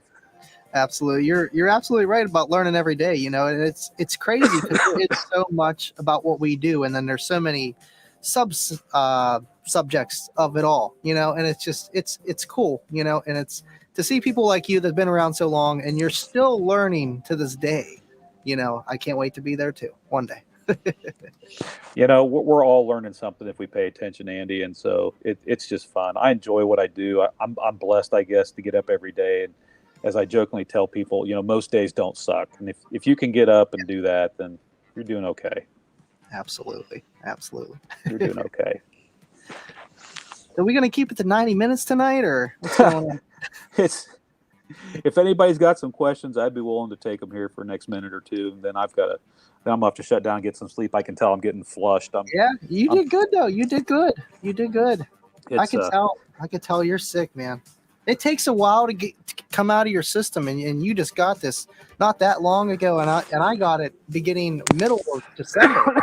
And yeah. I still got, you know, Kayla and Oakley, they're still hacking sometimes when they're sleeping, you know, because of drainage. And it's just man-made flu, terrible, lingering, don't know how to treat it. You do know how to treat it, you can't situation. And it's just, it's a shame. But you know what? We have to live with it regardless of how we look at it. You know, it's a thing. And I'm just glad you're doing okay, because I know when you let me know what was going on, I was really worried. I was like, oh my God, what if there's no more kit for Kicker Unmasked? It's not going to be the same. What am I going to do? Well, selfishly, I wanted to hang around a little bit longer. You know, I'm not ready to kick the bucket just yet, but it's been a rough ride. I won't lie that it's been rough for me. But like I said, I'm getting there. But it was this was literally the first night that I felt like I could even get in the chat feed and want to hang out. And then when you offered to come join here, I was like, sure, what the heck. Right. Hey, you know, it's like, this is the Kicker Unmasked after show. Yeah. Who better to have? Come on. That's what, yeah. It's 90 minutes ish again. Yeah, ish. Pardon me. I'm so sorry for the coffee, and I apologize. No, you're good. You're good. I know we had a few questions up here earlier. I know. Let's see. There was something about Q series or something, but there's been a lot of comments because of you, Kip. Come on, man. If I get a passive radiator for a 10, does it matter the direction it's mounted in? I think that was it. Not really, Eddie Cat. I mean, if you look at the QB8, sorry, if you look at the QB8 and the way it's designed, they just try to get that box as compact as possible, and it just worked in that push-pull configuration. Ernie Ficklin, Aaron Surratt worked with Ernie Ficklin, and they did a lot of different prototypes and played around with them in Ernie's car. And he actually posted some pictures today on social. So God, I can't remember was it in your group, Andy? Man, I don't know if Aaron. I don't know. It might have been. It had to have been either our group or Bill posted it. One of the two. Man, I wish I could remember, but he posted some pictures of the prototype, and at one of the prototypes that Aaron was building up, it was one active driver and had 3 passive radiators. So you're looking. That was the Kicker Club. Yeah. Yep. So you're looking at awesome. was one active driver on one side, but passives on the other 3 sides. And that was the prototype that ended up being the QB8, which is the 1 passive, 1 8. If you look at the TRTPs or the CompRT downfiring boxes, the passive radiator is right beside it, just like another speaker. It's out of phase. That's where, a lot of guys who, ported boxes, a passive radiator and a ported box try to do the same thing, but they do it differently, but they have similar goals. A lot of people like the way a ported box sound because it's got that, they call it a longer draw or a longer hit or a bigger boom. And what that all comes from is it's phase relationship. It's that second output, whether it's from a passive radiator or a port, that's delayed and behind that initial impact from the front of the first driver, that impact. So you're getting that back wave and it's delayed. And that delay is it's group delay or phase delay, if you want to know what it's called. You can look at it on a chart. And the more group delay you have, the more boomy a system will be called. And the less group delay you have, the tighter it will be called. And that's the kind of the terms that people use to describe that. So you're really, I can't tell you from any personal experience that whether you put the passive radiator on the same side as the woofer or on the opposite side, that you're going to notice any more or less group delay. The group delay really comes from the tuning. And of course, different tunings, you're going to have different group delays. Right. I mean, it makes sense. I love passive radiators, but I'm not even though that I have Cookie Monster, I'm not a huge fan on ported boxes. I think they sound sloppy. And I mean, yes, you can get tight bass if you build a port the right way, but it's not going to be so much SPL oriented. I really love sealed enclosures because it's like you're using the woofer and almost the way it's really meant to be. When you're adding a port, you're trying to emphasize something, but if you emphasize it right, you can make it right, just like bass boost, like you were saying. But again, with the port delay and stuff like that, I love that tight bass. I really do. I do miss, even though it was ported, my old Cookie Monster box, the one you heard, that was tight. It got kind of low, but it was tight bass for a ported enclosure, and that was because it was a small ported enclosure, tiny port, kind of not really low tuning, and it was punchy, and in that hatchback, it just sounded great. Nick Jones, is a line driver okay to use on a CXA 1800.1? The answer is, Nick, if you feel like you're in a situation you need a line driver, could you use one with that amplifier? Yes, you could. Now, I'm going to step back just a second, and I'm not saying this is your use scenario or use case, but I will say this. There are not many head units on the market today that have true RCA outputs on them anymore. And by true RCA outputs, I mean like a dedicated preamp inside the radio that gives you between 2 and 5 or 7 volts of RCA output. That's a true dedicated preamp. If you look at most any radio today with a set of RCA jacks hanging off the back of it, what they're doing is they're coming off of the little STKs. That's just a term. That's what I'm familiar with. It could be a different brand, but STK is the name of a power pack chip. But the chips that are used to create the powered output for a radio, whether it's 5 watts a channel, 10 watts a channel, 20 watts a channel, whatever it might be rated. What they do is they come off of those powered outputs and they have a resistor and they drop that signal down through a resistor and they pop it out through an RCA jack and they call that an RCA preamp output. I'm not going to pick on any one particular brand because they all do it. Unless you're spending big dolly, when I buy big dolly, I mean $600 plus at least probably. And even then I'd be a little skeptical because like a lot of these Android radios that people are putting in, I mean, I love them. I've seen these Android radios with big screens. They're awesome. The preamp outputs on them suck. I mean, suck. They're horrible. The preamp output on them are horrible. But, Kenwood, JVC, Alpine, Pioneer, they don't have true preamp outs on these radios. And so what you're dealing with is, let's pretend you got this radio that has a 10 volt output. Let's say peak to peak on the speaker lead output, you got 10 volts clean signal. And now you're running that through a resistor pack on the back and dropping it down to maybe a 2.5 volt signal, and you're popping that out the RCAs.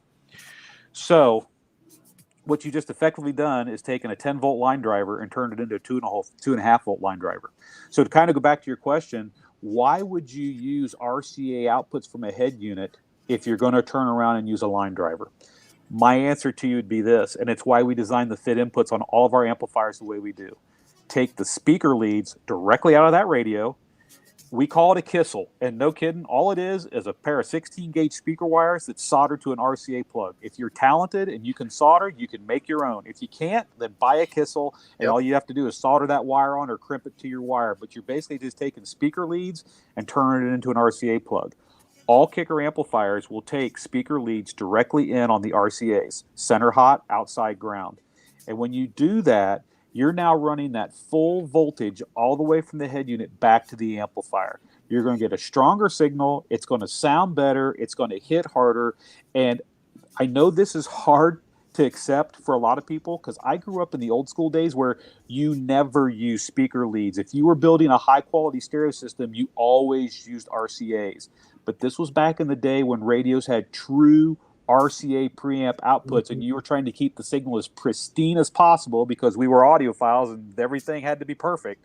Yeah. And then, back then, if you had a half a volt, then you might add yourself a 7-volt line driver to get real strong signal in the back.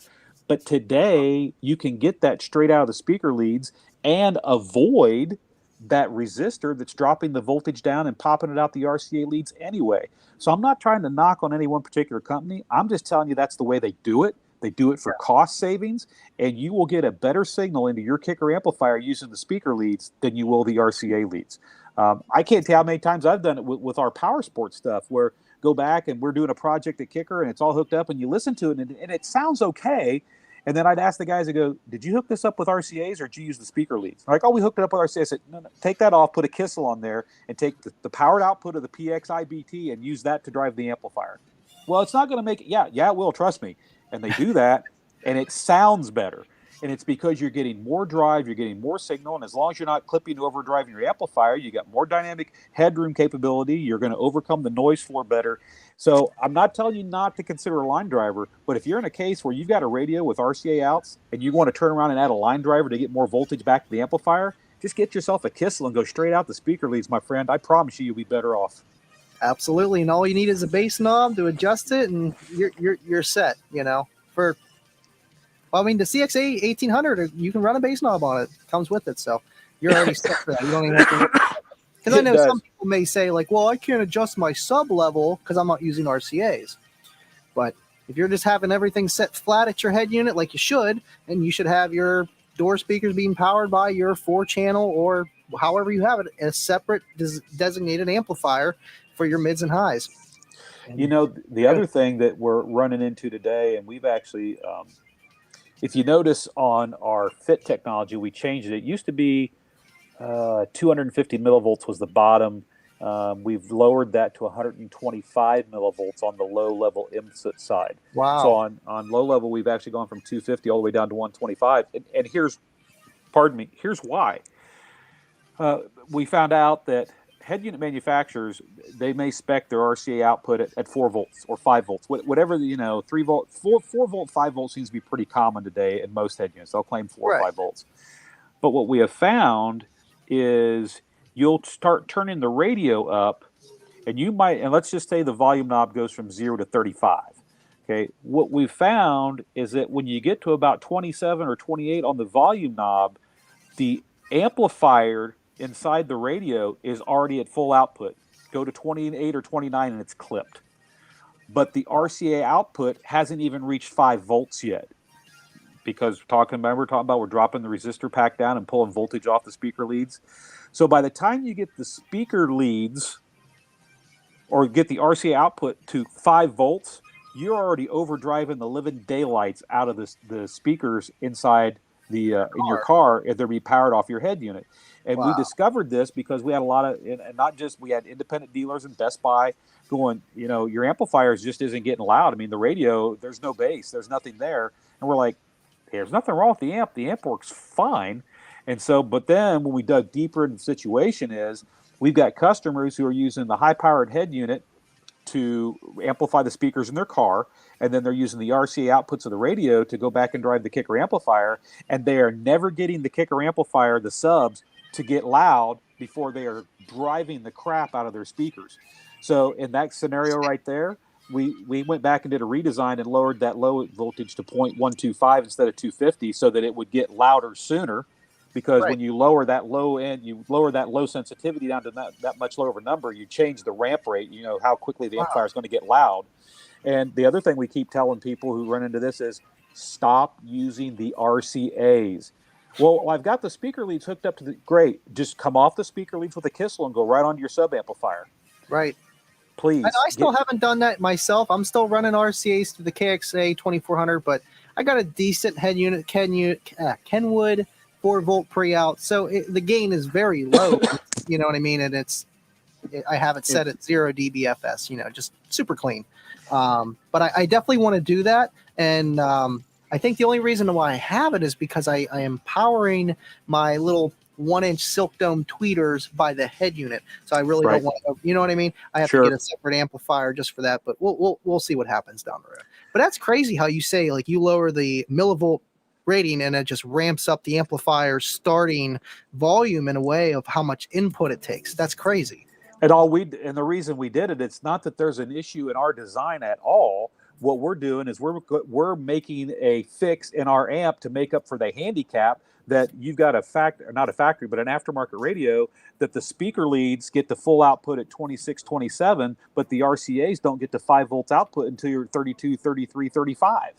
And so you got one getting to full output long before the other one does. And the real solution is you should be complaining to the head unit manufacturer, because as a head unit manufacturer, how much of an idiot do you have to be to design this so that your speaker leads and your RCAs don't reach full output at the same time? How's that even work? I mean, if it's they do it every day, and that's the thing. And so here's a fine example of, as a manufacturer, we have to come up with fixes for things that aren't even a problem. You're absolutely right about that. And for people's, potential future errors, you have to plan for that as well. Well, like I said, we said in the beginning of this, if you're paying attention, you're learning something every day. And sometimes it's stuff that you're in charge of, and sometimes it's stuff you're not in charge of at all. But since you have to work in that world or interface in that environment, you find out the things they're not doing 100% right either. And that's a prime example of it right there. Aaron T, I'll have to check that head unit that we use on the show typically, that little test bench that we use, that is a JVC Kenwood head unit. And I think it's clean all the way up. I'm going to have to remember going back. There's a lot of things. You could probably lower like the bass, the initial presets to be able to get it to not have a clip signal at full volume. Because I know volume is just another factor of a gain knob, or if you turn your bass up, that's just the same thing as turning up your gain on your amplifier or the volume on your head unit. But I know there are some things where head units just clip at a certain volume, and I don't know why. Maybe that's just quality or what. You've got these two different signal paths, and you've got these drop-down resistors where they're trying to create an RC output, and you're getting to all this output over here way before you're getting to output over here. And that's what we learned and experienced, which is why we lowered our input sensitivity down to 125. It's because otherwise people are using the RC outs of their head units to drive their bass amplifier, and then using the powered outputs of the radio to drive the regular speakers. You couldn't get your sub amp never caught up because it was never getting any signal. You're at full output, and you're clipping your speakers, and you go over and you look at the RCA output, and it's at 3/4 of a volt. Yeah. I mean, couldn't you almost, if you're at 3/4 of a volt on your, we'll say you want to use this crappy head unit, and you have it set where it doesn't clip on the RCAs, and you're not clipped on the speakers, but you have more potential from your RCAs, couldn't you just turn the gain up? Or is that where you lose headroom by turning the gain up and not having most, you know what I mean? This is going to sound weird when I say this, but if you take, let's say you take an RCA output and you measure 1 volt, true 1 volt, put a meter on it, measure it's a 1 volt signal. Then go to the speaker leads and get you a 1 volt signal there and measure 1 volt. They're both 1 volts. Let's just say, let's pick an arbitrary number, 40 hertz, and you measure it. Because the speaker leads are balanced, that's the best way I can tell you. Speaker leads, there is a positive and a negative, not chassis ground, a positive and a negative on the speaker lead. Your RCAs have a positive and a chassis ground. So it is a single-ended output. Your speaker leads are a dual-ended output, meaning there's actually a positive drive and a negative drive down those two speaker wires. When you get into the pro sound world, and this, maybe someone here will understand this when I point this out. When you go to pro sound and you use balanced cables, so if you're familiar with tip ring sleeve or XLR cables, there is a positive, there's a negative, and there's a shield ground. And that shield ground is to drain noise off of the line, but there is truly a positive and a negative signal in there. And when you go to a balanced system on the pro sound side, your signal is 6 dB hotter than anything that is single-ended. And by single-ended, what I mean is an RCA output. So when I know this sounds weird, and I don't know that I have a real scientific way to tell you this. I can just tell you from experience. You take 1 volt out of an RCA lead, and then you take 1 volt out of the speaker lead, which is a balance signal. It just sounds better. Pro sound is the same way. When you get that extra 6 dB of drive down the signal, which helps mask noise that the cable can pick up over long distances, because that's what you're doing in pro sound is you got a guitar or you got instruments, you got stuff on a stage, you're trying to get that signal all the way back to the front of house. It's trying to come back from the front of house back up to amplification, out of the amplification back to the speakers. You got to eliminate noise, and balanced cable systems do that. So I'm not saying that the speaker leads on a radio are necessarily the exact same thing, but it is the exact same concept, and that's why we stress use the speaker leads, use the speaker leads, Wow, use the speaker there's leads. more than one reason. It's just wow, that makes sense, because then you wouldn't have that alternator whine. You would never have it because you don't have that ground that's in the RCAs. You get away from chassis ground, which helps. The other thing is when you're using the speaker leads to drive back, every volt of gain that you have to add at the amplifier, an amplifier is indiscriminate. It doesn't care what comes in the RCAs. It just says amplify it. When you turn that gain knob up, it does its job, amplifies. So if you've got a signal going back there that's 1 volt, and then along with that 1 volt, let's say there's 3/4 of a volt or even 1.25 volts of noise that's got radiated on that line, and you amplify that, what do you amplify? You amplify the signal and you amplify the noise. Now, if you drive a 10-volt signal down that cable back to your amplifier, and there's still that 1.25 volts of noise coming along for the ride, well, with 10 volts of signal going to the back, you don't have to turn the gain on that amplifier very much at all to get your full output. And that 10-volt signal masks all the noise. It's still there. The engine noise is still there. The turn signal noise is still there. The brake noise is still there. But if you don't have the gain exaggerated so much, and if your signal is large enough to overcome that, you just don't hear it. It's called masking, and masking happens in everything all day long, every day long. Just pretend it's not there. It's there, but you don't hear it. It's if a tree falls in a forest and there's no one around to hear it, did it make a sound? Right. If you can't hear the noise, does the noise exist? Right. That's crazy how you put it that way, and it makes sense. It really does. It really does. I'm learning something right now. This is great. I'll listen to Kip all day. I'll learn so much. Who needs college, you know? Brother, everything I know is hands-on experience and learning from making mistakes, and that's the truth. Right. I mean, I'm blessed to be 54. I've been playing around in car audio since my early, probably 11, 12 years old.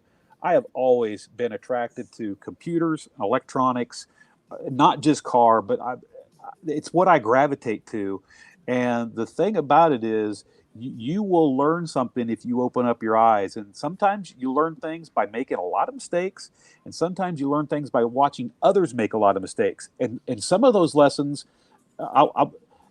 there's lots of little things as I've gotten older, and I love sharing with people, because if I can impart anything on anyone to improve their life, then I feel like I've done something for the day. And my grandfathers, the older I get, the smarter they become. And, one of the things that one of my grandfathers told me once, he said, Kip, life is full of rattlesnakes and hot stoves. You might let your child touch a hot stove to learn not to touch a hot stove, but you would never let your child touch a rattlesnake to prove to him he shouldn't touch a rattlesnake. And so one of those things that we have to know in life is this something I need to learn on my own before I get it? Or is this something that I should probably listen to someone who's made that mistake or knows better than me, and I just need to believe them? Because if I go down that path, am I going down the path of the rattlesnake? Right. And and hopefully it doesn't bore the people who watch this or they get tired of them. But guys, I'm just telling you, it's little crazy things like that, little tidbits that I'll just be sitting around, and it's like I'll remember those things from my grandfather, because I had one grandfather who was a draftsman. I mean, he worked for a company and he did tools and dies, and it's probably where I got a lot of my right angle way that I think about things. And my other grandfather was in the Air Force. I mean, so it's just I've got a lot of that in me, and I love sharing it. I know in my own life there are things that I've taught myself that I would be a lot better off today if someone would have told me or if I'd have been smart enough to actually listen to them when they told me. Absolutely on both of those. I've made a lot of mistakes too, and that's the thing, man. That's at least with the community. I'm like that as a person and just general, but I like helping people. Because it's like I wish I had someone to help me along the way with it. Hey, Larry, if a man speaks in the woods, there's no woman around. He's always wrong anyway. We're just wrong. Accept it and move on. Just doomed. This has been fun, Kip. We'll have to have you on again for sure. Colby, so all digital is balanced. No, digital is not necessarily balanced. If you deal with, it's called SPDIF. That's the one that you're going to be the most familiar with. That you see, Dean Rainwell's talking about DSPs. Right? It's got they're always called SPDIF or Toslink. SPDIF is Sony Philips digital interface format, and Toslink is Toshiba, and I'm going to forget the rest of it. But basically, if you boil it down, SPDIF is typically run over a fiber optic cable, and Toslink is run over a coax cable. In both those scenarios, in the Toslink cable, it is still a single-ended format. It's an RCA. It's one ground. It's got noise. Some people claim that if you're doing a digital signal, that going over Toslink is better because you get more jitter, and jitter actually makes the signal seem more analog-ish. Grab a cigar and some brandy, and we can discuss it, because that's one of those things that that's deep and wide. The thing with Toslink, the fiber optic end of it, is we've reached the limitation of it in today's world. You can pass stereo audio signal over it. You can pass Dolby Digital over it. But when you get into Atmos, any of the other formats that pass a lot more data, neither of those legacy digital formats will pass enough data, which is why we use HDMI. HDMI sucks. I hate HDMI as a connector. It's the stupidest, most fragile, insane thing they've ever created, and I loathe it with a passion. But it works. But it's the only way that they allow us to pass those high bandwidth signals of audio and video in and out of the home world. On the car side, car's never really been a high bandwidth environment. There's no one really doing surround sound or Dolby or any of that in a car. I mean, it's a flash in the pan. People played around with it, but at the end of the day, every single car out there is 2-channel stereo. There might be 4 speakers in the car, 2 in the front and 2 in the back. And in today's world, they're doing a lot of up mixing and things where they're creating center channels and they're creating things out of the signal. But at the end of the day, they're still creating all that from a 2-channel signal. It's not like we're playing Dolby Digital in a car. It's not like there's surround sound that was encoded for 5 speakers in your car. That's funny you bring that up. My Pilot literally has Dolby, and it does the 5.1, and it's annoying. It really is. I wish I just had left and right for videos and stuff, and it's cool, but Pardon, I'm sorry. You're good, Kip. You're going longer. This is around 90 minutes ish. You're hanging in there, man. You're doing great. The benefit to digital, Colby, is when you want to pass a signal from point A to point B, it's pretty well unadulterated. If you pass a signal from, when you say digital, in today's world, I mean, I'm old school. I grew up on CD and digital audio tape and mini disc. I mean, there's 8-track, 4-track. I grew up on all the formats, including the native ones that don't exist anymore, but in comic books. But digital was huge in its day, and it was great being able to pass a signal from one component to another digitally and to do those things. And in today's world, we still do it. It's not balanced like when I talk about an electrical signal, like coming out of the speaker leads of a radio or the XLR or tip ring sleeve cables of a pro audio system. So don't. I hope you don't confuse those two. There, balanced is not. Now there is a balanced digital signal you can get. It's called AES EBU. And I don't want to try to get too deep on anyone here, but if you get into the pro sound side of the world, you can actually have an AES EBU interface, which is a digital interface, and it is also a balanced signal as well. But the balancing there is just so that it can transmit the signal a longer distance, just like an analog signal, because there are limitations to passing a digital signal as well. Jeez, that's a lot. That's flying right over me, Kip. Well, Andy, I forgot more than I know, but I'll share what I can remember. Absolutely. What is my method of setting gain on amps with a load or without? Well, Aaron, I'm going to tell you this. There are lots of great tools today to set the gains on your amplifier, and I'm not against any one of them. I'm old school. I grew up using multimeters and oscilloscopes, but I'm not going to take away from some of the great tools that SMD, Steve Mead, and those guys offer, because they've got tools. We use them in the studio at Kicker, and they're great for doing demos and things like that. You can't deny what they do. Load, no load. Tell you how I grew up setting gains on amplifiers. When I actually figured out how to set gains on amplifiers, I found out what a 1K tone sounded like, and I found out what a 1K tone sounded like when you're overdriving it. And when you overdrive a 1 kilohertz tone into about 1% distortion, you can hear it. It's very, very audible. It starts ringing and having artifacts. You can't not hear it. Once you hear a 1K tone distorted, you'll never forget it.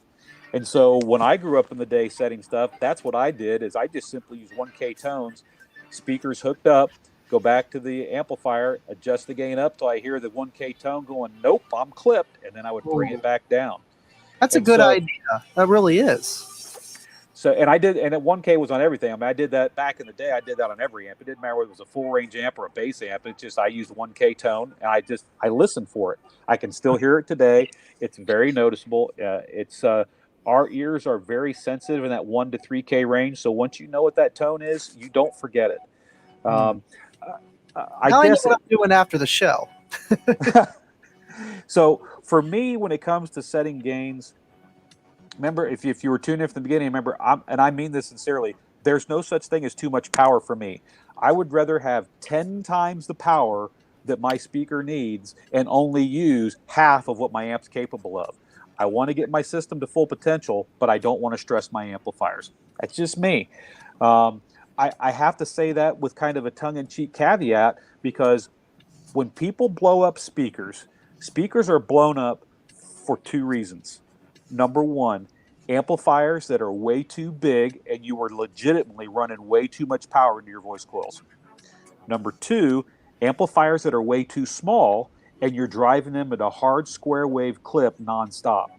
That hard square wave clipping that John kind of tried to talk about on the show tonight, that is the hardest thing. It will heat a speaker up. You can have 10 volts at 1% THD and 10 volts at 10% THD. And even though it's the same voltage, the one at 10% THD, that speaker is going to get hotter quicker because square waves heat the coils up.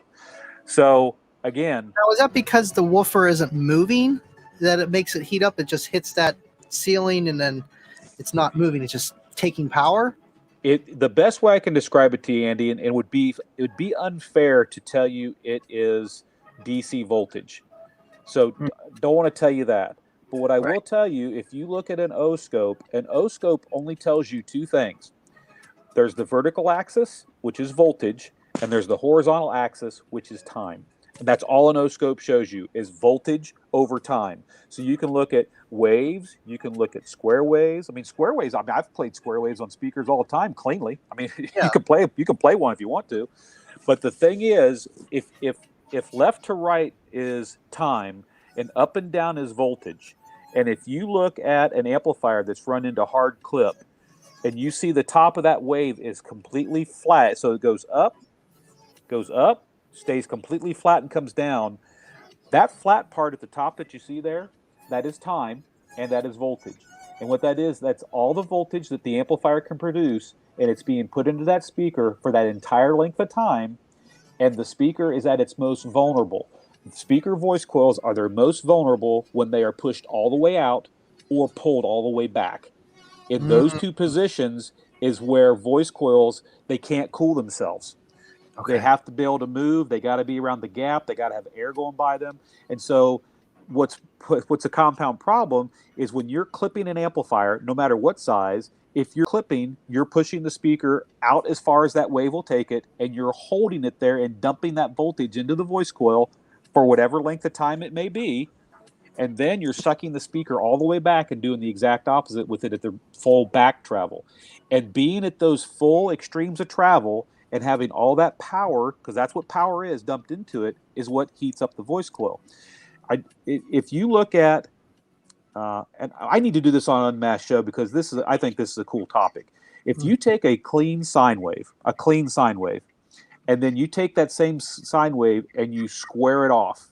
So it does, if you look at it on an O-scope, it's not a taller signal. There's not more voltage.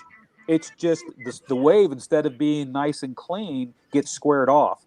This is what people don't understand, and I need to find a way to really, and I just maybe just showing on a scope and talking it out, I'll show it. But anything under the curve between the positive and zero, anything in that curve or anything from negative to zero, anything under that curve is energy, power. So if you take a square wave and overlay a clean sine wave on top of it, which one has more area under it? I don't know if it would be the sine. It's the sine wave. You're correct. Sine wave. Okay. The square wave, pardon me. The square wave has more area under the curve. And is it because it's square? Correct. Wow. That's nuts. Just like a square cone has more surface area than a round cone because you've got that extra area on the outside. Think of a square wave the same way, a square wave versus a clean sine wave. And anything under the curve from the top to the middle or from the bottom up, when you look at an O-scope, anything under there is considered power. Wow. So you're just getting that max power longer than you naturally would because of the curve, and it's smaller at that peak. That's nuts. That's nuts. To blow your mind even more, if you look at the way, the first thing is you can't measure work as an AC voltage component. AC voltage cannot represent work. That's why everything is converted over to a DC equivalent so that you understand the work potential. RMS, root mean square, is how you convert AC into a DC work component. AC doesn't do any work at all. AC just moves back and forth, back and forth, back and forth, back and forth, back and forth, back and forth. DC starts somewhere and ends up somewhere else. It is actually doing work. So what's crazy about all that is if you look at a clean sine wave versus the square wave, okay, a clean sine wave will represent 0.707% of the total output of the clipped sine wave, which ironically, if you do the math on it, that means a 400 watt RMS amplifier. That's why they're called 800 watts peak, because that peak rating is off of the sinusoidal AC waveform. But that 400 watts RMS, that's the average work potential that's been worked out through RMS to tell you the true work potential of that amplifier, because AC cannot be measured as a work component. Wow. No, I'm getting deep on you. Yeah. I mean, people need to know this stuff because it's a main thing where people lose their speakers. They're trying to match amplifiers or whatever they're doing, and it's nice to know the actual reasons why. Because I always thought, okay, because I know, someone showed me Kicker about how clipping works in a way, and I thought, okay, I see that, but whenever you told me about the square and how it's more area. And it's just like, it almost makes you think that, okay, that is taking that whole 100% for that whole time instead of taking this little curvy area of it. And that's where all that heat is, because it's just full tilt boogie. And it's like you said, the woofer is all the way extended because of the sine wave being up or down. DC, up, down, up, down. So it's all the way up the whole time where it's at its weakest. That's nuts. But let me give you another example. It's kind of crazy. Let's take a Bic lighter. Okay, if you take a Bic lighter and you fire it up, that Bic lighter puts out so much BTUs or thermal energy in that flame. Right. Okay, if I take that Bic lighter and I run it under my hand back and forth, I don't let it stop. I just under my hand, out of my hand, under my hand, out of my hand. I'm going to feel the heat, but I can run that Bic lighter back and forth under my hand a lot. Now stop moving the lighter. Did I increase the amount of energy coming out of the Bic lighter? Nope. No, but I certainly increased the duty cycle and how much time my hand is exposed to that Bic lighter. And that's the same thing that happens to voice coils. You know what? I am clipping this part of the video because that is 100% perfect. That's it. That's it. Here, let me throw up a super chat real fast. It's from El Fuego anyway. We know El Fuego. What's up? Is it possible to add a tweeter to my KS 6x9 Midler component system and run the three-way front stage on 2-channel amp with a passive crossover? The answer to all that, El Fuego, is yes. It is entirely possible to do that. Here's what I'll say. We've had internal discussions about coming out with a three-way system where we would take and package, say, the 6x9, the 6.5s, the Midler, and a tweeter, and come out with three-way kits. We've had that discussion because people ask that question. There's a lot of people who ask the question about doing a three-way system, but then when it actually comes to execution of a three-way system, we don't see a lot of people actually carrying through on it. The other thing we see is the people who really want to do a three-way system, they're not using passive crossovers anyway. Because if you're truly doing a three-way system and you're doing it right, you're going to have an amplifier / DSP channel for your tweeter, for your mid, and for your mid-bass driver. And so we sit around and discuss, obviously, okay, so if we come up with a three-way system, are we going to include a passive crossover? And how elaborate of a passive crossover? Or do we just include basic caps because if someone's really doing this the right way, they're going to throw the passive crossover in the trash can anyway because they're using a DSP and at least 6 amplifier channels to get the job done.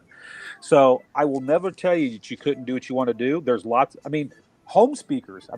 I've got some they're in boxes. I can't wait till my house is done. I can pull them back out, but I've got some Paradigm Studio monitors. They're 2.5 ways, and it's all passive crossovers in them.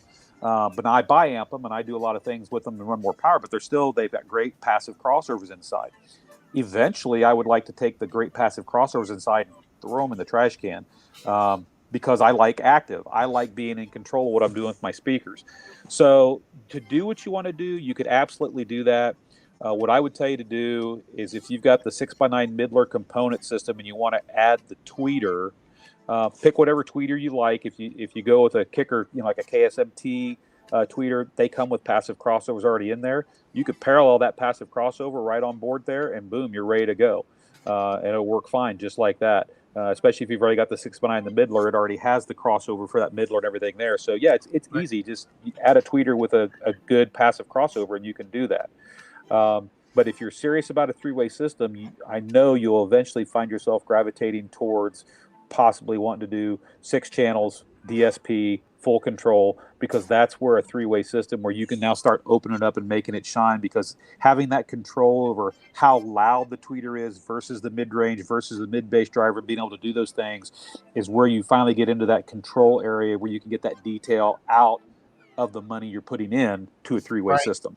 And you guys kind of brought that up, but with the subwoofer portion of the speed of sound, and that goes for tweeters too, and the distance, and having that control really will make or break your system, because you don't want to be turning 2 things up when you only needed to turn one up and not the other, or vice versa. I get questions like that all the time, and it's a great question.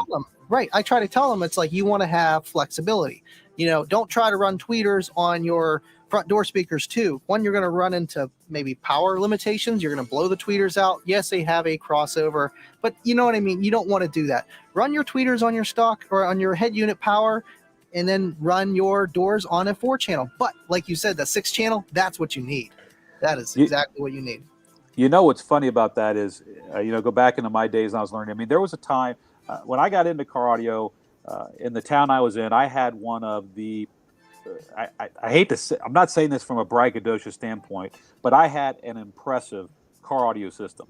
We're talking about a car and a hatchback that do mid 140s all day long, full bandwidth. It was badass. And I did my fair share of blowing up speakers. And the thing is, eventually you got to figure out, why am I blowing up speakers? You got to point the finger the right direction. And I figured out it was my problem. And I was blowing up tweeters a lot. And it's because I had tweeters up front. They were on passive crossovers. I had them hooked to another amplifier that was also running my door speakers. And so I had a gentleman introduce me to this fine, wonderful world of, bi-amp and tri-amp and quad. I actually had a 4-way electronic crossover in that car eventually. And when I finally moved my tweeters in the front of my car off of the passive crossovers, and I hopefully I remember this correctly, I think it was a Kenwood KAC 720, might have been the amplifier model, Kenwood. And and this is back in the day when Kenwood was running DIN plugs on all their amplifiers and stuff. I mean, the first big system I had, I ran, it was all Kenwood amplifiers. I had Kenwood 720s, 820s, 920s, and 1020s. And if you're familiar with that era, you can go back and look at it. But I ran a boatload of Kenwood amplifiers, and they were great amplifiers. But when I finally went to the KEC 300 electronic crossover, and I moved to a KAC 720 running just my tweeters in the front of the car, so I could set my crossover a little bit higher, so I was at a nicer slope. I was able to get great sound out of them, but dial the power back. I quit blowing tweeters, and I was happy with how it sounded. So I am definitely a biamp, triamp, quad amp advocate, because I lived that. And if you want the maximum control and you want to be able to tweak and tune and play, I mean, back in the day, it was a 87 Accord, a Honda Accord hatchback, and I actually had that electronic crossover in the center console where I could literally pull it out from the center of the dash, and I could tweak and tune whatever I wanted on the fly and slide it back into the dash. And then, of course, move from that to PPI products. At one point, I had the FRX 322 and the PAR 225. I mean, I've used. There's probably not a brand you can't name that I can't say, yep, I've used that. Boss. Boss. I use that. Yes. Not proudly, but yes. There are lots of flea market brands. I mean, I've used a lot of stuff in the day, but the going the electronic crossover route and learning when to say when, and when it comes to blowing speakers, other than abnormal stuff, which you can happen, but once you figure out that 9 times out of 10 the reason speakers blow is because of the end user, you just got to figure out when with the volume knob. Yep. When have I turned the tweeters up as loud as these tweeters can physically play? When have I turned the mid-ranges up as loud as these can play? When have I played my woofers as far as they're going to go before they're going to have damage? And if this system I've put together doesn't meet my expectations, I have to build a system that has more expectation. Right. See, I think that's what it is. You don't want to not expect too much, but you don't want to overdrive your system of what it's physically capable of doing. And I think that's where we all come short. You always want to have a little bit more bass than you really have. And I mean, I'm guilty. I don't blow subwoofers. I really don't. But tweeters, I'm notorious for it. You know what I mean? In the beginning, I learned, okay, maybe I should tune this with the bass off, not, because we all tune by ear at one point. That's how I started out. Sure. And, yeah, I blew the tweeters right out. But, I mean, I even blew up recently the Kicker KC 3.5 is the first set I got off you guys. It actually matched. They were the gray and red ones, the older ones. But I blew one of the tweeters, and I'm like, man, it's just not sounding quite as loud. What's going on? And I pulled over. I got home, and I'm like, okay, turn the bass off, left, right, check. I got no highs. What's going on? I checked it. Yeah, tweeters just toast. But, I mean, that thing went through some punishment, and that's my fault because, you tune it for one thing, and then you're at a show, you're trying to impress the next person beside you, and it's like, okay, well, I can go a little bit louder. Sub's good. I don't know about the tweeters. I can't tell. Doesn't sound like they're okay or not, but we're just going to send it. So I do need to retune that. I got new ones up in there, but I want to add more. I feel like I need more front stage. I want to do doors. I got all this bass, and I have 4 speakers in the front. That's not enough. I need more. It's the funny thing is you get into this and you can either add more speakers or go with more efficient speakers, but that's how you're going to get louder. Now, amplifier power comes along with the ride either way, but for example, we did that demo on, and I think it came across pretty well, where we did that demo where we showed, a standard 8-inch coax marine speaker with a standard 1-inch tweeter, and then flipped over to the horn-loaded driver. And yes, that video. There's 4 to 6 dB more output. Don't change the volume knob, just switch speakers. There's 4 to 6 dB more output in that horn-loaded compression driver. That's huge. You're talking. So I need some horns in my car. So what you're telling me? I'm not telling you not to, Andy. And the thing is, I've heard some really bad sounding horns, and I've heard some really good sounding horns. Horns don't have to sound bad, but horns are very efficient. And so if you're sitting here with the system and this is all the power you can run, and you say, okay, I'm not going to add any more power, but I want to be louder, then what you've got to look at is can I get into a more efficient speaker design? Can I run more speakers to get me that output with the same power, or can I run fewer speakers but they have a more efficient output or efficient design? And that's where you start looking into something that's horn-loaded compression drivers. I mean, it makes sense, especially for boats. You got to be loud and not use that much power because you don't have an alternator. You got a battery. I mean, you actually, you know what? They do have alternators, don't they? Yes. They have like engines like of a vehicle. Yeah. Some bigger ones. Well, the truth is, in a boat, there actually is. You have to use a spark suppressed alternator. I mean, anyone out there, if you got a boat and you're looking to change your alternator, please be sure you actually buy a spark suppressed alternator, because I don't want you blowing up your bilge area. That's legit. No bullet tweeters for me, man. I don't like the bullet tweeters. I feel like they're just too. I mean, it's 12K and up, really. You're not really hearing anything like a Silk Dome tweeter is going to really play, and it's just. I feel like it's not like they're bad. You could make them sound okay, but they have to be really far away. They can't be right beside me, 6 inches from my head. I feel like that's too close for that amount of power from a super tweeter. And usually I'm used to listening to them when there's like 4 lined up in a row too, so it doesn't help. Right. Brian Townsend, I just saw a comment here. He says, I think Kef used lights in their crossovers back in the 90s. I can guarantee you they did, Brian. We still use them today at Kicker.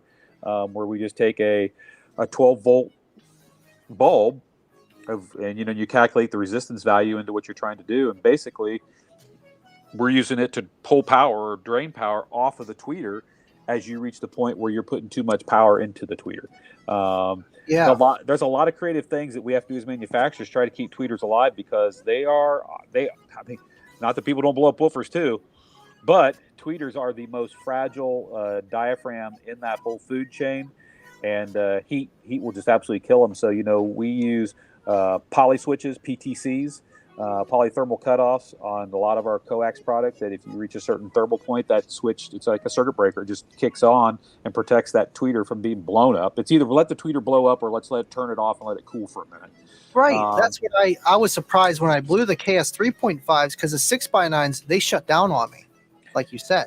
Yes, they will shut down on you. And then like in a lot of our passive crossover, you use those light bulbs in there, and it's to drain power off the tweeter as you start running it harder and harder. Larry H., yes, I did hear Richard Clark's Grand National. That's back in my time, Aaron Frame. First car audio show that I went to was, I can't remember if it was Car Audio Nationals or Knock. It was one of the two, but my first car audio show I went to had been back in 1983, 84. And I think it was Alpine's Car Audio Nationals, if I remember right, is the first show I ever went to. And I got hooked. Choke change. How do you power a competitive SPL system in an EV car like a Tesla? No alternator. Well, choke change, that's a very interesting question. Ironically, Mr. Irby at work actually purchased a Tesla as a vehicle so that our R&D guys could kind of play around in it and start seeing how these vehicles work and what they have to offer, because that is on the horizon. It's something we've got to interface in and work with. Big shout out to Jimmy Ham over at the Pro Audio Center. I don't know if you guys follow him, but him and his store does a fantastic job, and he's got a Tesla Plaid S that is nothing but fun in a bottle. That car is a blast. But from an electrical standpoint, what little bit I know of those vehicles, and of course it's going to be a learning experience for all of us, is they don't want us into the big high voltage power packs, and I don't blame them. There's a lot of voltage there that you could seriously kill yourself. I'm not trying to be dramatic. That's the truth. There's a lot of voltage there, and they do everything they can to protect and keep you out of that high voltage DC. Yeah. And so basically what they have is a power supply is the best. It's not an alternator, but it's a power supply. And that power supply pulls off of the big, whether it's 320, 340, 360, 420, 40, whatever their main battery supply system is, they have this power supply that gives them 60 to 100 amps of charging current to go to a single 12-volt battery. And then that single 12-volt battery is what runs the 12-volt accessories in the electric car. Right. Rumor is that they're going to continue moving things off of the 12-volt bus and moving it over to the high-voltage bus, which is nothing but good for them, bad for us. We don't know what we're going to get into in electric cars yet. As it sits right now, you can add amplifiers to the 12-volt side of an electric car. You can add speakers. You can do all of that, but you are limited current-wise to the power pack or the power supply that's built into that electric car. And if it's 60 amps, then that's all you're going to get is 60 amps at 12 volts. If it's 80 amps, you're going to get 80 amps. There's no upgrade path really made for anyone at this point to do anything there. So it's kind of the wild, wild west there right now. Things are still shaking out. It'll be interesting to see where it goes. Understand that we're staying on top of it because we don't want to be locked out of the business. But I don't know that I have the answers for you other than there are some unique things that happen in that environment. So competitive SPL system in an EV car, you right now, in my Small opinion, power. Yeah. you'd be looking at a completely independent electrical system that is separated from the car, that you charge and use and then charge back up independent of the car. That would honestly be my opinion at this point based on what I know. Right. I would just run a huge lithium bank, make that take the draw, and then you're really living on that. You're not going to be able to demo for hours. You're not going to have the input power coming from that. Downgrading that, whatever, 300 volts down to 12 volt, like Kit was saying, you're not going to have that much current being able to charge your lithium. So, yes, you could use it as a competitive vehicle. You can use any vehicle as a competitive. You can use a Geo Metro with a 30 amp alternator. Doesn't matter, But at the end of the day, what can you get away with on a daily? I feel like 1,000 watts, you're kind of pushing it after that. And it depends on the amplifier you pick too. Someone posted in here about the 24 volt and 48 volt. I know there's some 60 or 64 volt car amps coming out of Brazil. What do I think about them? Well, here's the thing. I don't think anything negative. It's just that to do those, you've got to create your own DC rails on the outside. So that means you're making plus and minus 24 volts DC, plus and minus 48 volts DC, plus and minus 60 volts. Some of them are 120.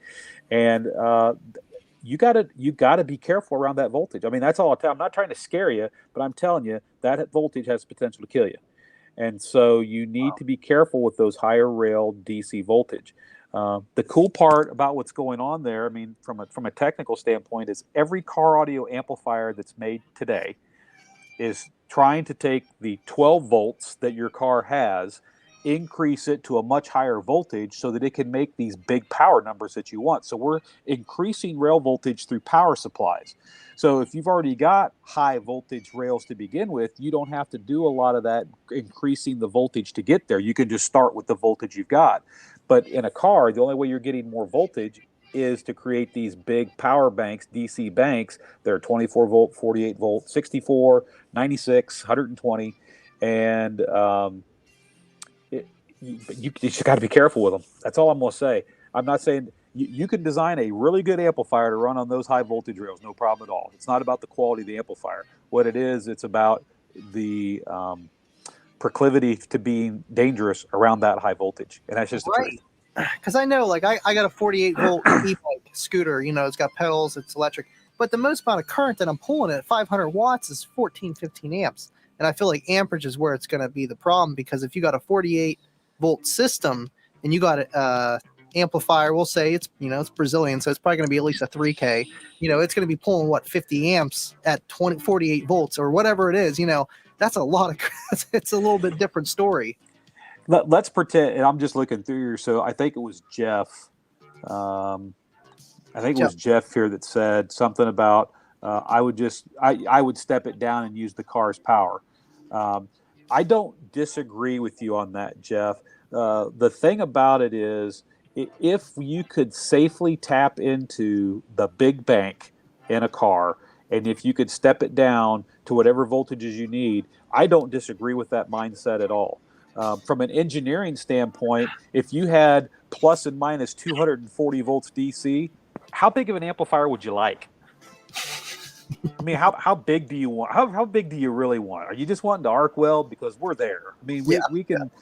So I don't disagree with you on that at all. I think the challenge is going to be the car manufacturers don't want you in that power pack. And so where are things going to go? Are you going to have a safe way to tap into that pack? Probably not. They're probably not going to give us any way to do that. And then if you do tap into it and there's a problem with the car, I know how that warranty claim is going to go, and it's not going to be in your favor.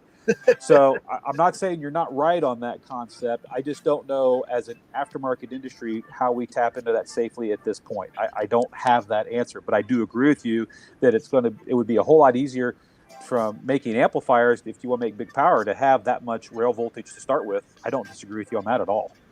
Yeah, I feel like the only way you're doing that, and it's almost more work than it's worth, is if the battery pack was assembled, all in series, and then there was parallel sections to get to that reserve capacity.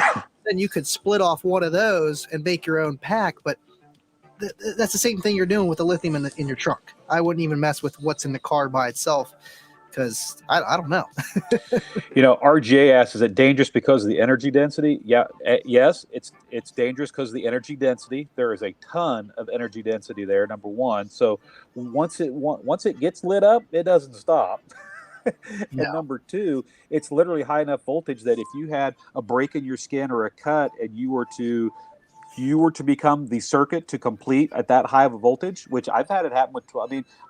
I've played speakers with my fingers. Gets on a hot, sweaty day, touch the positive lead, have the negative hook to a speaker, touch the positive lead with my one hand, and touch the positive post to speaker with my other. And the harder I squeeze, the louder the speaker will play. I'm completing the circuit. I am. So you don't want to me lots of ideas to try, Kip. you don't want to be the part completing the circuit on 240 volts DC. You're dead. I'm just being honest. You're dead. Yeah. You're dead. And I'm just being honest. So it's dangerous because it's such high voltage that it will kill you. And it's dangerous because it's such high power density that if you go into a thermal runaway situation, it doesn't stop. There is a ton of energy there. So I'm just being honest. I'm not trying to be granddad and try to scare you to death, but I'm just being honest about it as well. That's crazy. And it's, those Brazilian amps, they do have them, like the Terror amps, we'll say. They have the 220 and 300 volt range stuff. And I mean, you got competitive vehicles, because that's pretty much yes. You got a bunch of batteries ran in series, and they don't need an alternator, because they're only pulling a little bit of current, for whatever they're doing. But it's crazy. Tickles a little RGA.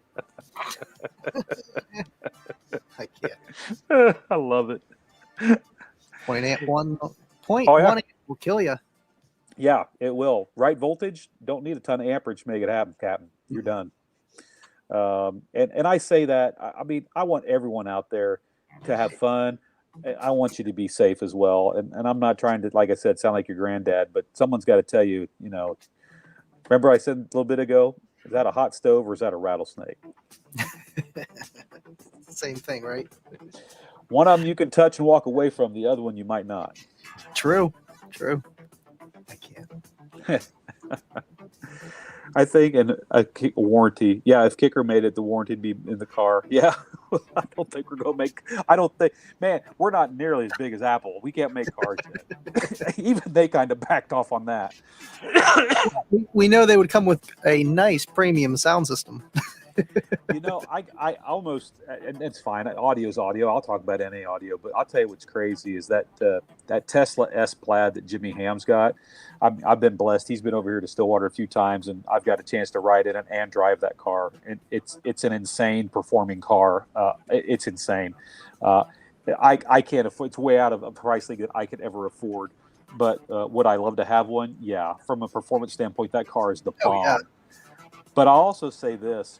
I was shocked at how good the audio system in that Tesla S Plaid sounds stock. I was shocked. Wow. Shocked. I mean, you would think with being an electric vehicle, they would have some kind of, understanding of how electronics work, and let's put a nice radio in here for these people, because I mean, it just goes hand in hand. But I mean, that's another thing too, because it's weird. It's like most of the cars 12 volt except what powers it, and that's just the engine. So you really don't want to mess with the engine stuff whenever you're talking car audio. I know some people ask about hybrids, but it's the same thing. It is the same thing, but hybrids aren't as bad because they do have an alternator. They have an engine. So Jeff, and I hope I got his last name right, Cynical. Jeff, I couldn't agree with you more. After being in that Tesla S Plaid and playing with the I hate to use the word gas pedal because it's not, so I'll say power pedal. I let's just, I don't want to get anyone in trouble, but I know how fast the Tesla goes. I know where the cutoff is, and I know how Oh, fast they it got a gets there. governor. They got a governor. Yeah, it's they claim that at some point that'll be a 200-mile-per-hour car. They've got them governed right now to a buck 63, and Wow, that's it gets up to 163 so darn quick. I mean, don't blink. yeah, I mean, you're talking 0 to 60 in 2 seconds, 0 to 110 in like 4.5 seconds, and 0 to 160 in a little over that. The car's insane. Handles I mean, it just grips and goes. Um, it's crazy what that car does. It's crazy. And the thing is once I'm not a guy that you're going to talk into an electric car from a it's good for the environment standpoint, because I've read all the paperwork, and from cradle to grave, if you take what it takes to build an electric car and operate it versus a gas car, gas automobiles are actually cleaner on the environment than an electric car. I know that sounds crazy, but you got to look at everything that comes out of the earth and what you do to create those vehicles. right. Electric cars are not green. Now, we're going to go that route. People have already decided electric cars are the future, but some people are buying them for the wrong reasons, and it's not about being green. Now, you want to have a conversation about instant torque and a smile on your face that doesn't go away for days? I'm talking like that. It's there permanently because you can't get rid of it because it's so freaking awesome. Yeah, electric cars do that to me all day long, but let's not talk about them being green because they're not green at all. Right. Performance-wise, are they BA? Yeah, they're BA. They're I mean, totally. I think the worst part is how they make the batteries. It's like, yes, you have no emissions from the combustion engine, but how do you get the batteries? What about the generators charging? Or just I don't know. I feel like down the road it could be a thing, but I feel like there might be another power source other than like electricity itself by the time we would get to that to be more efficient. How much you I have to put into it? This is my opinion. This is just my opinion. Doesn't mean I'm right. Doesn't mean I'm wrong. This is just my opinion. We're always going to need transportation. It's never going to go away. We're always going to be fighting this dilemma between fossil fuels and natural resources, and are they renewable? This is never going to go away, and the demand's never going to go away. Right. What I get crazy about is when people start saying, "Well, we need to stop burning natural gas." Okay, it's natural gas. It's natural gas. If we don't burn it, it burns anyway, or it can cause other issues. Or Yeah. there's already oil seeping up into the ocean every day. If we don't pump it out and use it, it's going to keep seeping up into the ocean. But there comes a point where you just have to be responsible and know that we've got enough energy to support everyone on this planet safely and efficiently. So Right. when you boil it all down, for me, the thing that is kind of disappointing that they haven't really figured out yet, and I've read a few articles over the years with are kind of conspiracy theory level about it, but I'll tell you the answer is hydrogen. And the answer is being able to literally just put water into your car and it splits that water into hydrogen and oxygen on demand and you burn it. And guess what the exhaust is? Moisture. Yep. So I still believe in hydrogen fuel cells. I believe that water as a fuel is there is nothing safer. I mean, getting in an accident with a car full of water.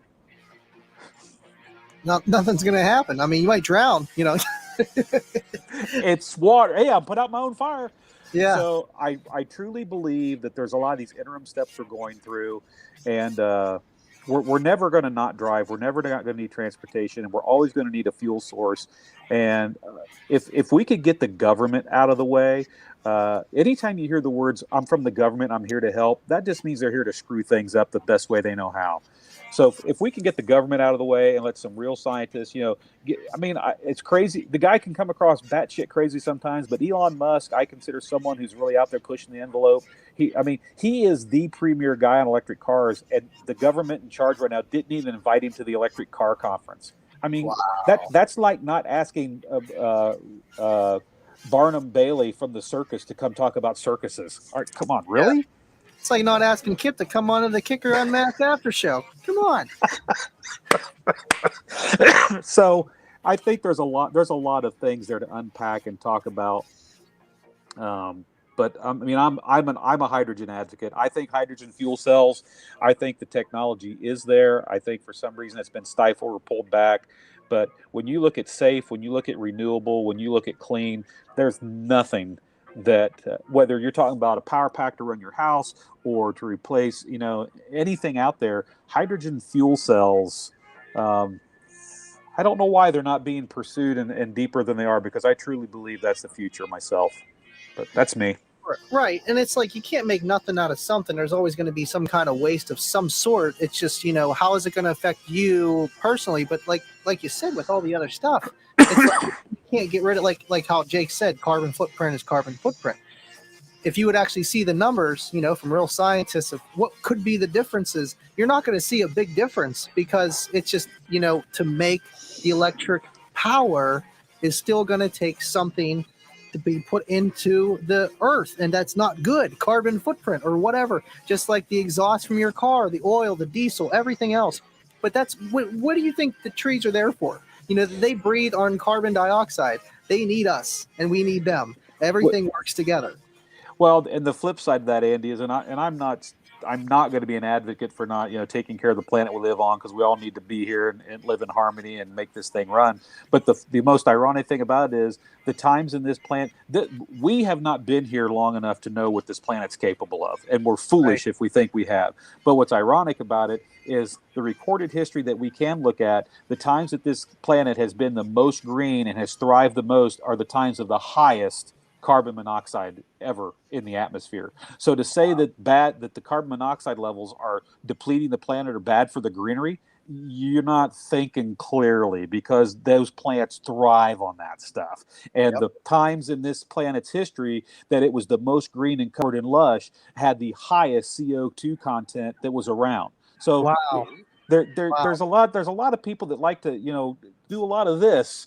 And then if you just stop and listen to what they said, you go, you just said a whole lot of words that mean absolutely nothing, and it's garbage talk. Scientists. Science. Who knew? Science. And what's funny is a lot of people who promote the science, and then you sit there and go, but you're not even following the science. So which science are you? Are you talking voodoo? What science are you behind? Because it ain't science. You got to just trust it. You got to trust science. That's all. You don't need to prove for science. Come on, man. Albert Einstein, I mean, there's a lot of smart people been on this planet, and he's one of them. That cat right there, man, he flat out said, he says, I don't need to know everything. I just need to know where to go find it when I need to know it. Right. He was smart enough to know he was dumb enough that he could go figure it out when he needed to. Right. When push comes to shove, then I'll worry about it. Larry's got a question here. I've been trying to watch the feed here on my phone as it goes by. He says, Larry, why do some people call full bridge amps Brazilian amps? Aren't some kicker amps full bridge? Here's why Larry, I need to do a show on this, and maybe I'll put together some demos and some diagrams and pictures to talk about this. But basically, when you look at full bridge versus half bridge, you're talking about how the channels in an amplifier are tied together, whether they're common through a transformer or they're not common through a transformer. It's called being center tapped. And so full bridge as a design is not exclusive to Brazilians at all. It is a design topology that's been around forever. Yes, Kicker has made full bridge amplifiers for a long time. We use full bridge amplifiers. Okay, you can also make what's called half bridge amplifiers. And in a half bridge design, you can basically take amp 1 and you can take amp 2 and you strap them together, and they can work as one single amplifier. And that all has to do with the power supply and the output section design. That's it. There's no magic. It's just a design, and it's been around for a long time, and the Brazilians didn't invent it. What the Brazilians have done, and I understand, I'm not here to disparage any brand. I won't do that. I won't do it when I'm on Unmasked, and I won't do it sitting here on Andy's show. But what I will tell you is, I know for a fact a lot of the designs that come out of Brazil and why they are the way they are when they come out of Brazil. Our head amp engineer is friends with one of the guys who makes these Brazilian amplifiers down in Brazil. So I've got an inside channel on knowing what I'm talking about here. What Brazil has is they have extremely high tariffs in Brazil. Any part they bring into Brazil to build anything with suffers a minimum of a 30% tariff. So for them to make a product that they want to sell to people in their own country, they have to build it as inexpensively as possible. They have to use the minimum parts to get the job done, because every dime they put into it with a 30% tariff or more that goes on top of it makes it unaffordable to their customers. Right. Much less what they're shipping outside of Brazil to other parts of the country, the U.S., the whole rest of the world. That's another equation. So they build those amplifiers with a minimalistic view. I'm not going to sit here and purposely trounce on a tar amps or a sound digital or any of the tympanos and amps. But what I will say, those amplifiers are built with the least amount of parts possible to get the job done. If it says it makes 3,000 watts, does it typically make 3,000 watts? Yes, it typically does 3,000 watts. But what I'll also tell you, and I'm not trying to disparage your brand, I'm just being honest, we bring in all those amplifiers and we've looked at them and we've put them on amp dynos and APs at work and tested them. And under a resistive load, those amplifiers won't last more than half a second. They go up in flames, poof, smoke. It's because there's not enough parts in there for those things to be reliable into low resistance loads, and that's just a fact. I'm not trying to knock anyone. I'm just being honest. And the other thing those amplifiers suffer from is most of them don't have a true preamplifier. You know, we talk about amplifiers that the volume knob is not a volume knob, it's a gain knob. Well, some of those amplifiers from Brazil, it's really a volume knob. There's no preamp. So that is truly a volume knob. And if you drive more than about a volt of RCA input signal to those amplifiers, they misbehave badly and go poof. They don't like those things. So I'm not going to sit here and knock them. They're built the way they are. They're built inexpensively. They're built with the minimal number of parts to get the job done. They are a full bridge design. Brazil does not have exclusive rights to building a full bridge amplifier. They just happen to use that design because it is the least expensive way to get what they're doing done. Right. Are they good amplifiers? No, they're not good amplifiers. Now, I'll have people who stand up, oh, it runs my subs. I've got it driven to a half ohm load and blah, blah. You got to hook to a reactive load, and it does make power and it does swing subs. But if you want to talk about being a good amplifier, okay, bring one in, or I'll bring you in. Let's put on the AP, and let's talk about signal noise ratio and all the other things that make an amplifier an amplifier. If all you care about is voltage, man, back your car up to the light tower outside and plug into 220, 440, whatever you want, and play 60 hertz all day long. Man, if all you want's voltage, it's right there. Go suck it. But if you want a good amplifier, it takes more than voltage to make a good amplifier. And I'll stand by that on any brand all day long. I know I'm not bashing on Teraamps or any kind of, cheaper Brazilian board, full bridge design, but they do go. I see them in the lanes having more problems. But if that's what you're doing, you're competing. Like you said, you don't care about the noise floor, sound quality. You're just trying to get numbers on a price, budget, low, great value. They're an option to go with. Exactly, Andy. I will call a spade a spade. I'll tell you what it is. I'm not here to disparage, but I'm also not going to lie. And I'll share the truth as far as I can share the truth. And I can probably be a little more open with you tonight than I could if I was on Unmasked. Okay? Yeah. Just know what you're buying. Are they great amplifiers? No, they're not. Do they make voltage? Yeah, they do. Are they reliable? No, they're not. Even Sundown, if you had Jacob Fuller here to talk about it, his SFBs, which are knockoffs of the Brazilian design, aren't reliable either. Everyone on the internet talks about it. They are not. It's not a reliable design. And it's not a reliable design because when you pull all the parts out to hit a price point, what gives? Reliability, quality, sound quality. Something's got to give. You can't build the exact same thing for less. You can't. No. I mean, it makes sense, but it's like you said, running on a reactive load, you have good electrical, you should be okay, but you shouldn't have to worry about that either. But at the end of the day, if you're an SPL competitor, I get it. I really do get it. But again, for like sound quality and reliability, we're all human. We make mistakes. You might drive down the road, you hit a bump really hard, and it pulls your fuse out, and next thing you know, your amp shortened. Well, is your amp going to survive, or is it going to just let the DC go right through it and catch on fire? You don't know. But they are what they are. They're not a bad design because they're full bridge.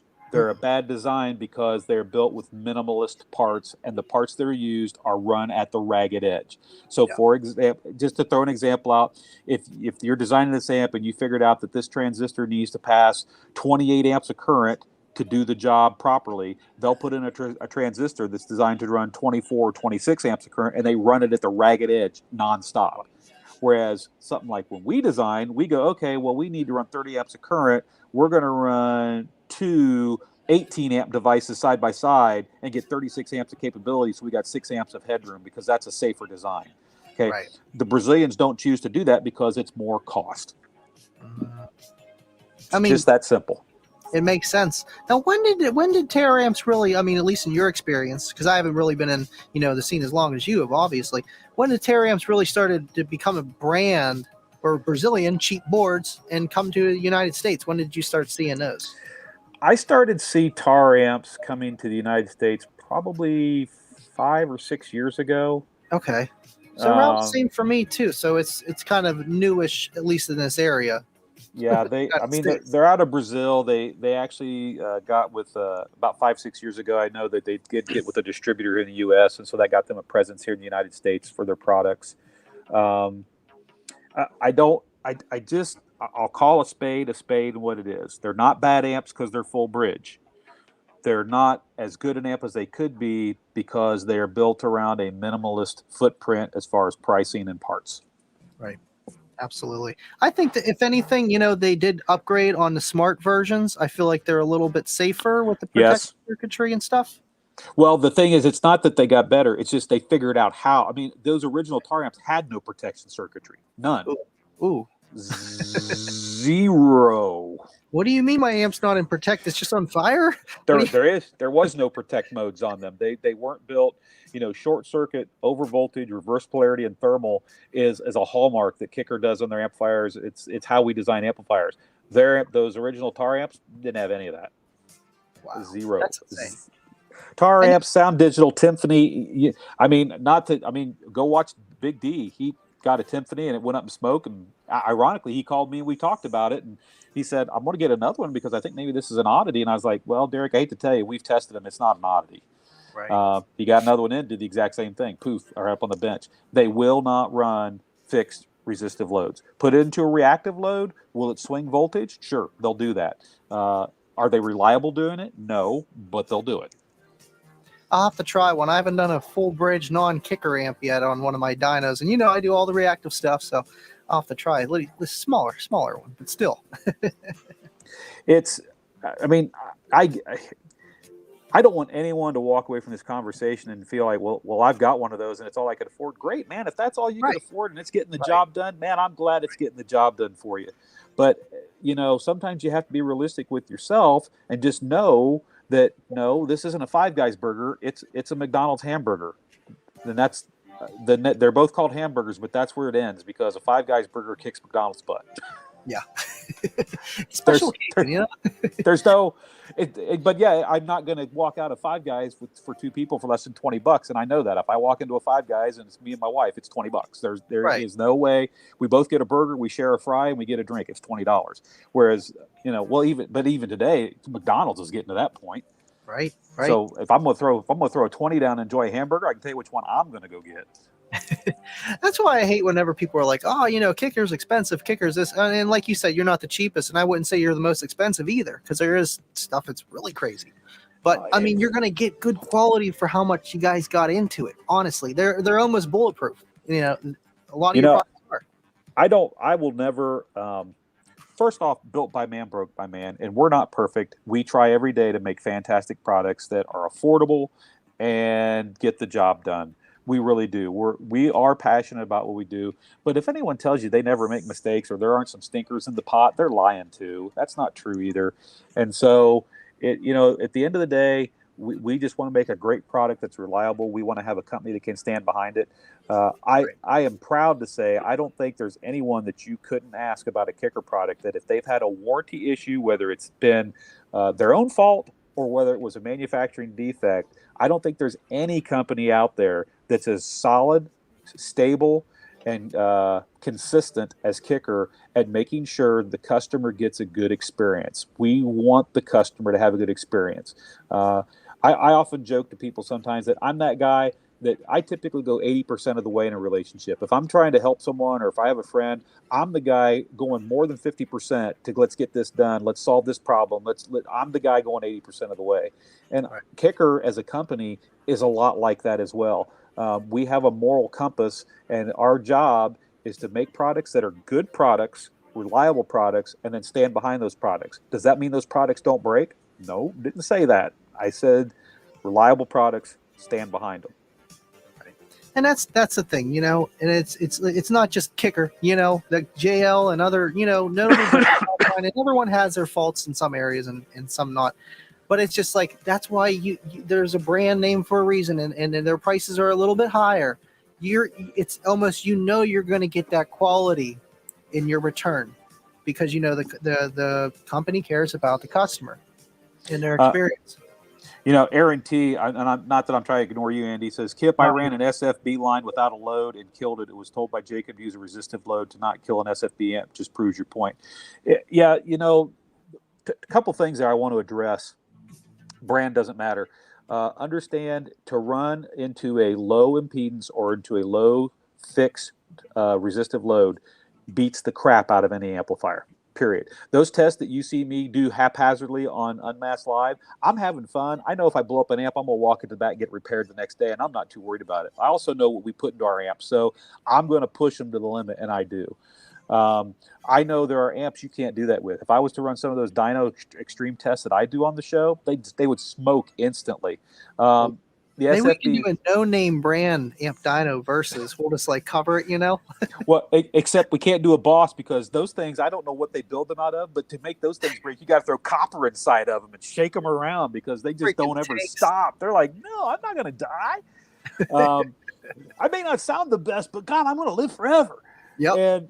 But the thing you're dealing with and I'm only using the term Brazilian because they're the ones that have kind of made that design popular, is that minimal parts design, lots of voltage, those amplifiers are not reliable under fixed resistive loads. They have to be on a reactive load. They are not reliable. Wow. If you hook them up without any load, it can go into runaway oscillation and the outputs can fail. That is a fact as well.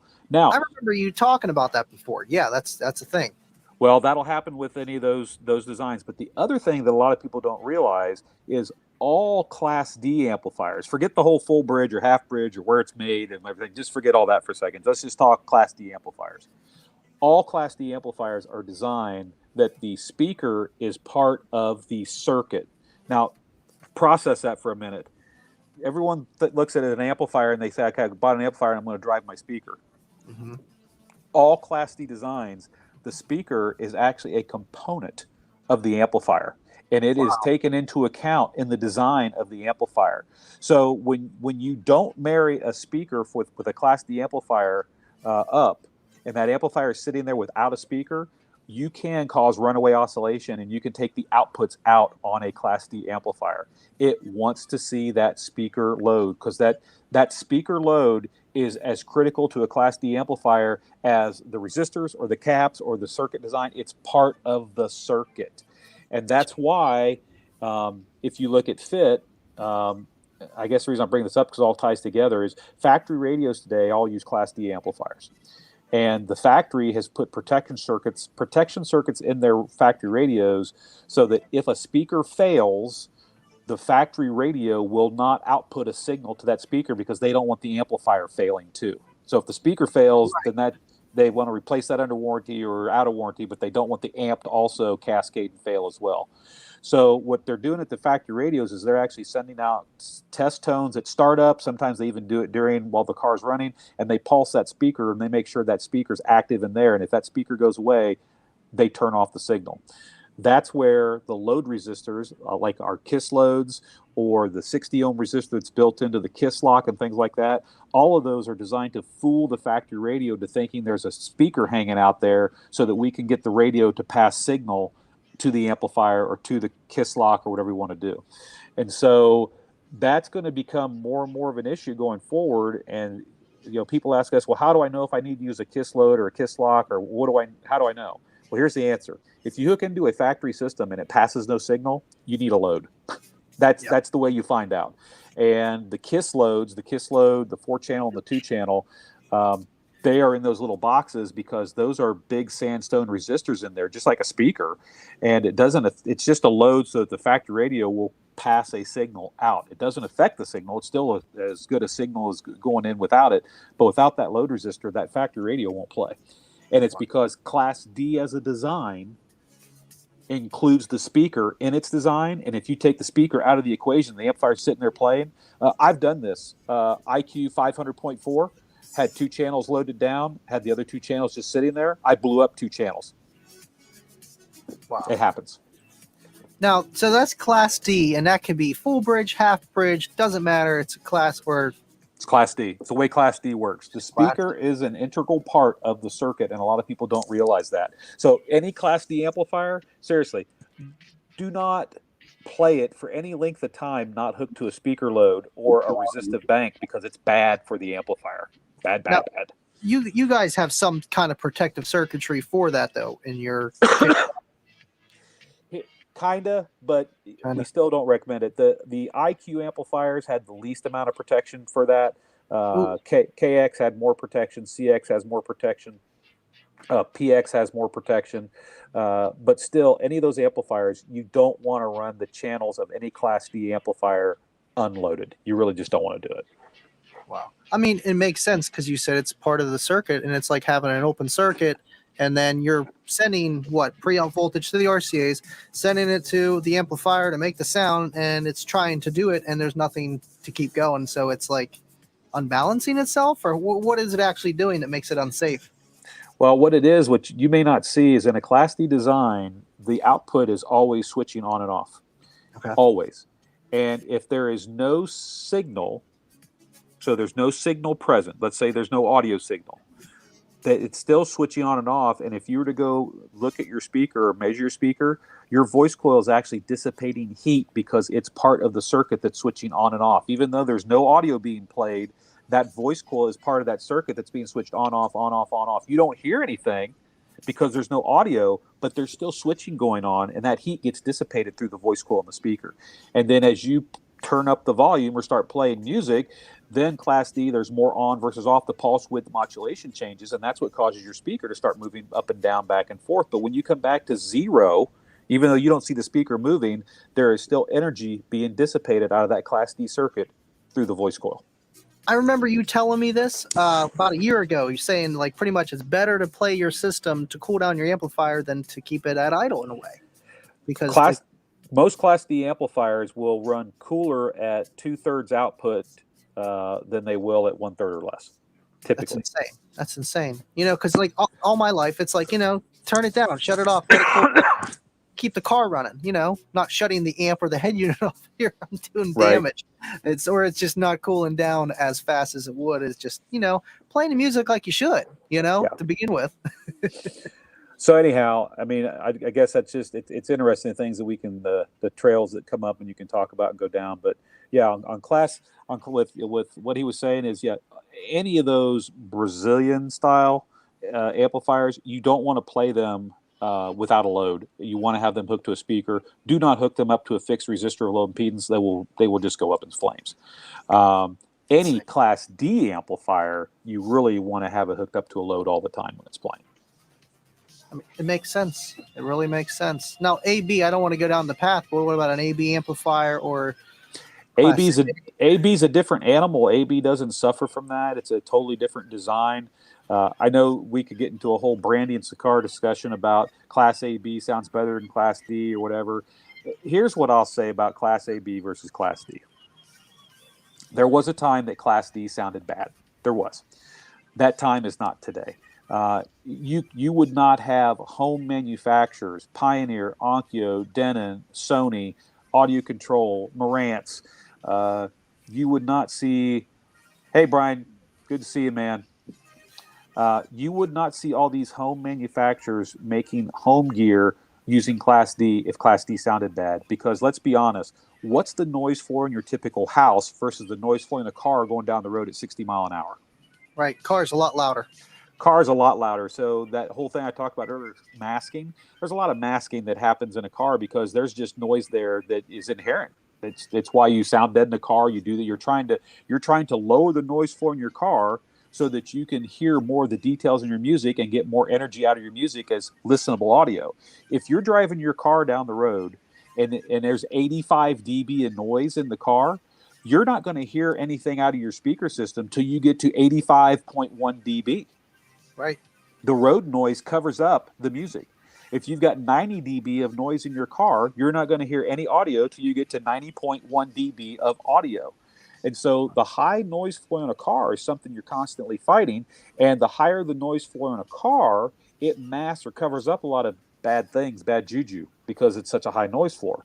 Now go to your house. Your house, your average noise floor in your home is going to be probably high 40s to mid 50s, unless you got noisy kids running around or stuff. But if Right. you're in your kitchen with your refrigerator, you might be in the high 50s because the refrigerator compressor running. But the noise floor in a home is significantly lower. So if I was going to hear sound quality differences, or I was going to hear that this technology sounds so horrible, I'm going to have a much easier time picking it out sitting in my chair in my low noise floor home than I am in my car at 75 mile an hour going down the interstate highway. Right. That's just a fact. Yeah. So the fact that Class D has crossed that bridge and it's on the home side being used as it is, if it wasn't for Class D, there would not be 11 channel Atmos receivers that could be putting out 100 watts times 11 sucking off of a 15 amp wall outlet. It'd be impossible.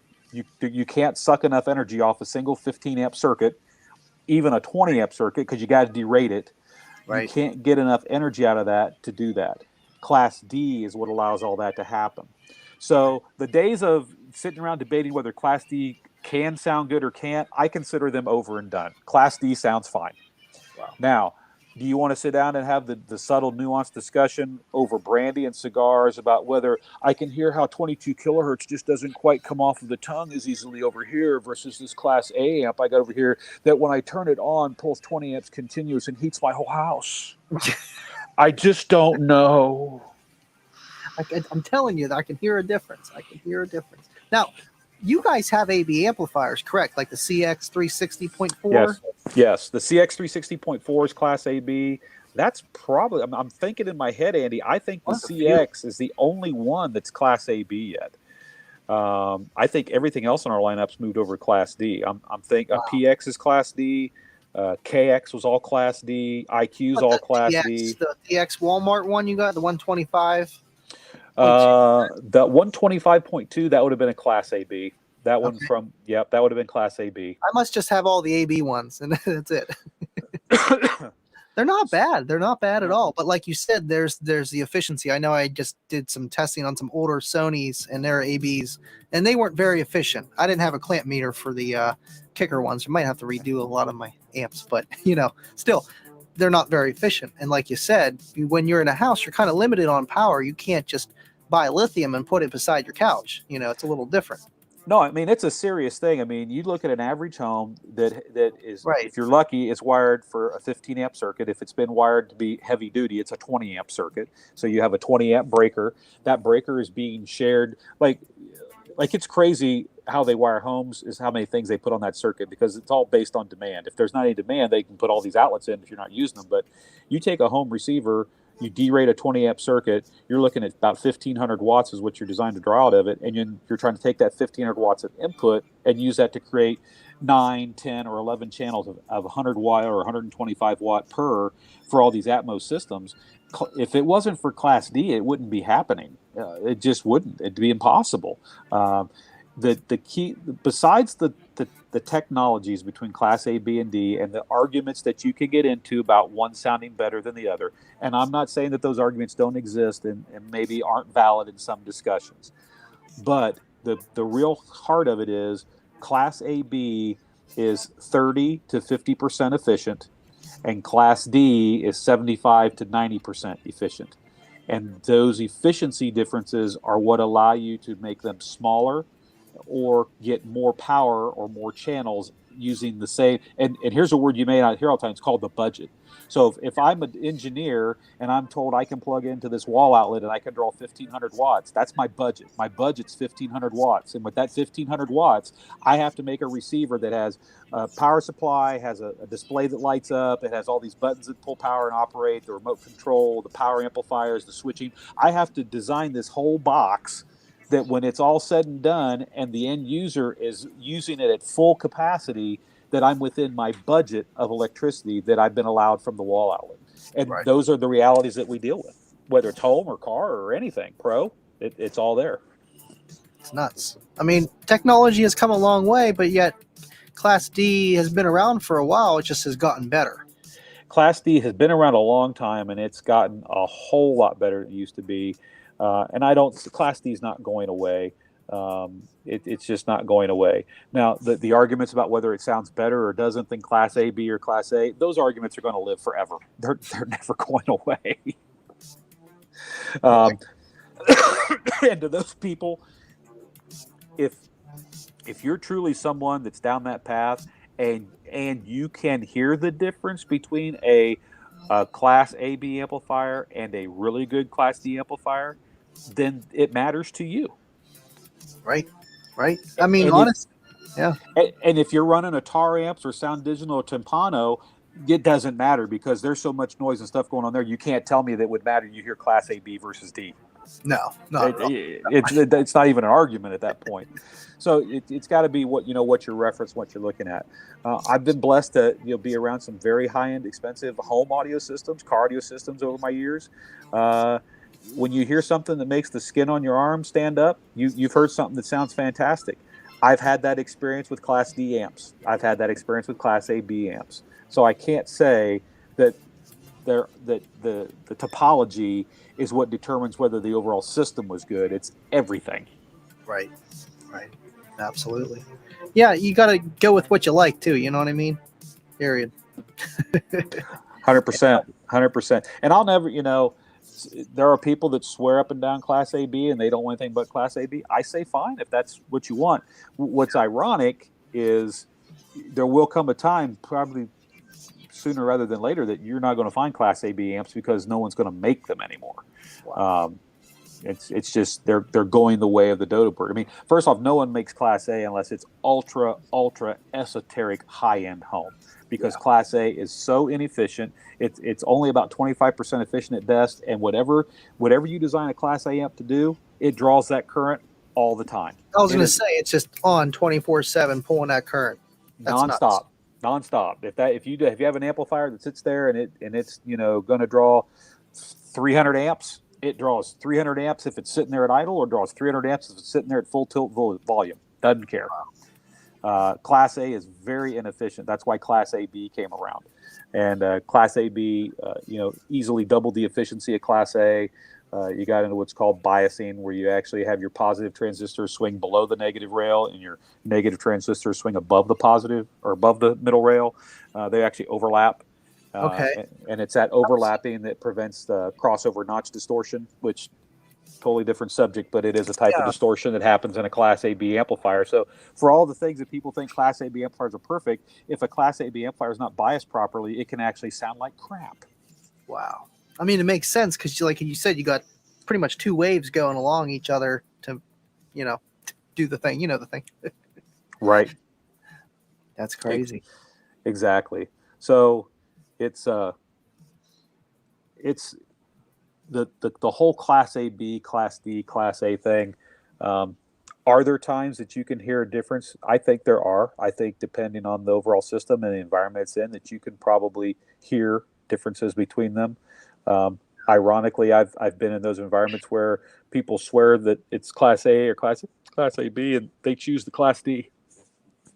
So it's Yeah, especially nowadays, because you said it's just like the D is just the switching technology, and now that it can switch so much faster, it's almost inaudible.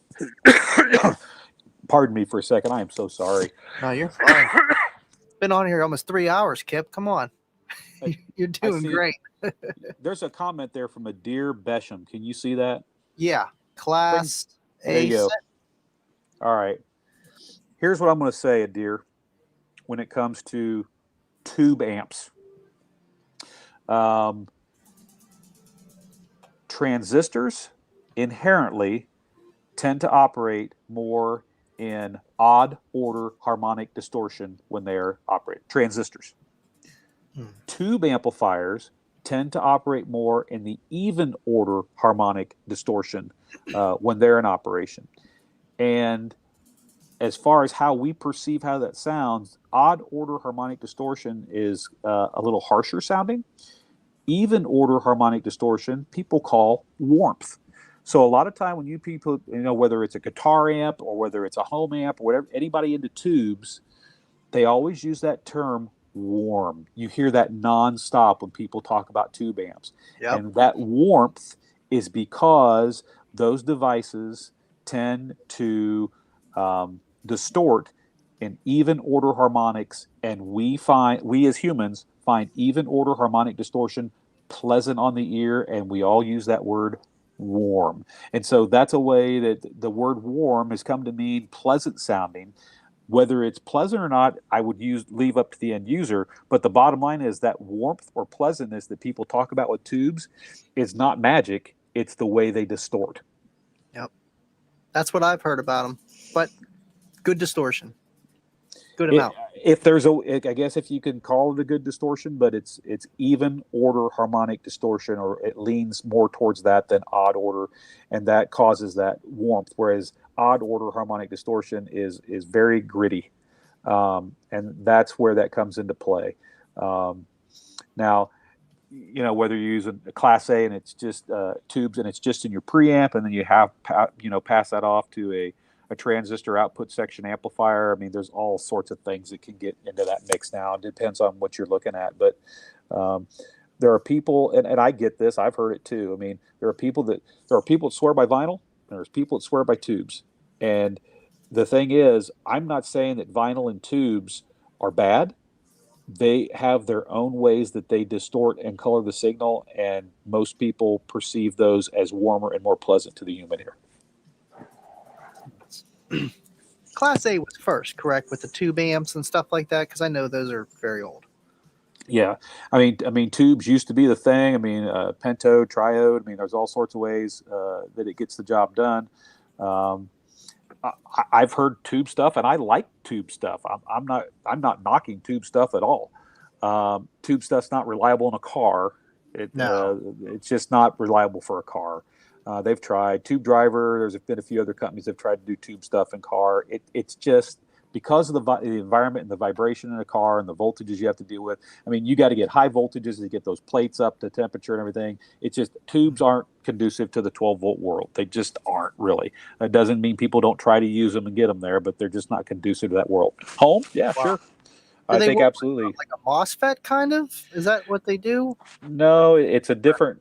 It has to do with electron flow between the plates. I'm not even going to tell you I'm an expert. I had somebody try to teach me once, and I learned a little, but not enough.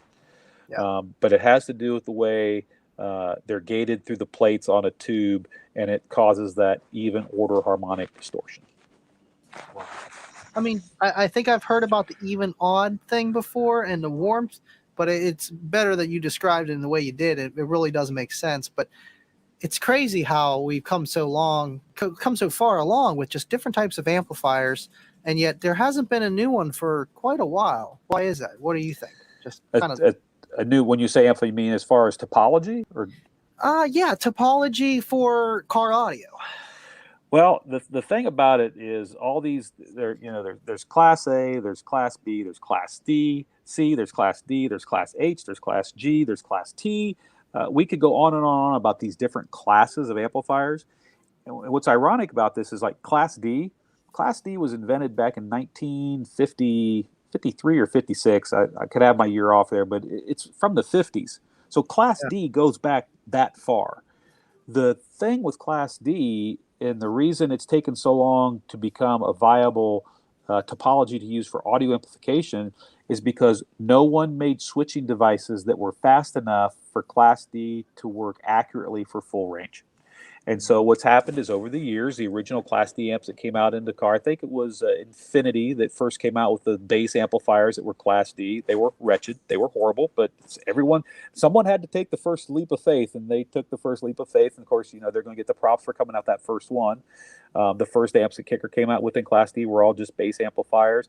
And it's because with a bass amplifier, you don't need to worry about anything over about 150 hertz. If a bass amplifier does well from 150 hertz and down, that's okay. So what's happened is Kicker or Rockford or JL or Audio Control, all these people, we don't create the output devices and the pulse width modulated controllers or those electronic parts. We simply take all those cool parts and put them together to make circuits to do what we want to do.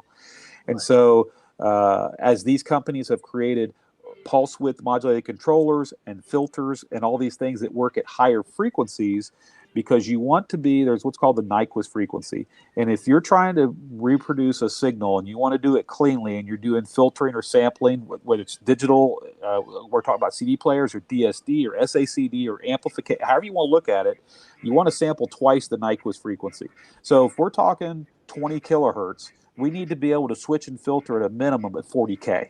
And realistically, if you look at compact disc, it's 21.4, I think, is the Nyquist formula on that. So that actually doubles up to 42.8 or something like that. Wow. You want to be twice the frequency of where you're going to put your filter in, because all this stuff you're doing with this, you have to do a low pass filter to pull out all the trash. There's trash that comes along. You got to filter it out.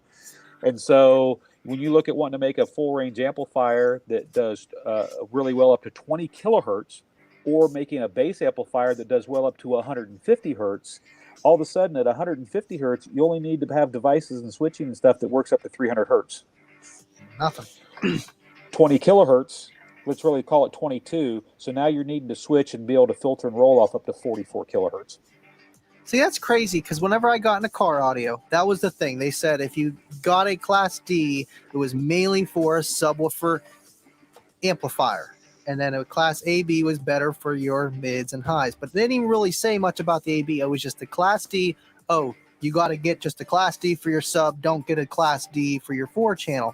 When did the Class D come out for the subwoofer, like you said, the Infinity? What was that, a reference series, or was that like in the 90s or something? Right? That would have been that would have been early 90s, I think. I wish I had my car audio book in front of me. I think it was early 90s when Infinity hit with that first Class D sub amplifier.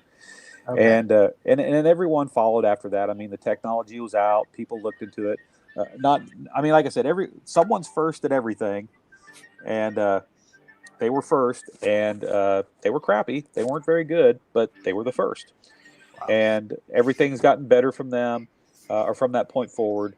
But the key to Class D for full range is the fact that there are switching devices and pulse width modulators and all this other stuff, that those parts finally got to the point where they could be switched at a high enough frequency that now we can work with 20 to 20 or full human hearing bandwidth. That's how it's capable. That's crazy to switch 41,000 times in a second of just any kind of technology. That's insane.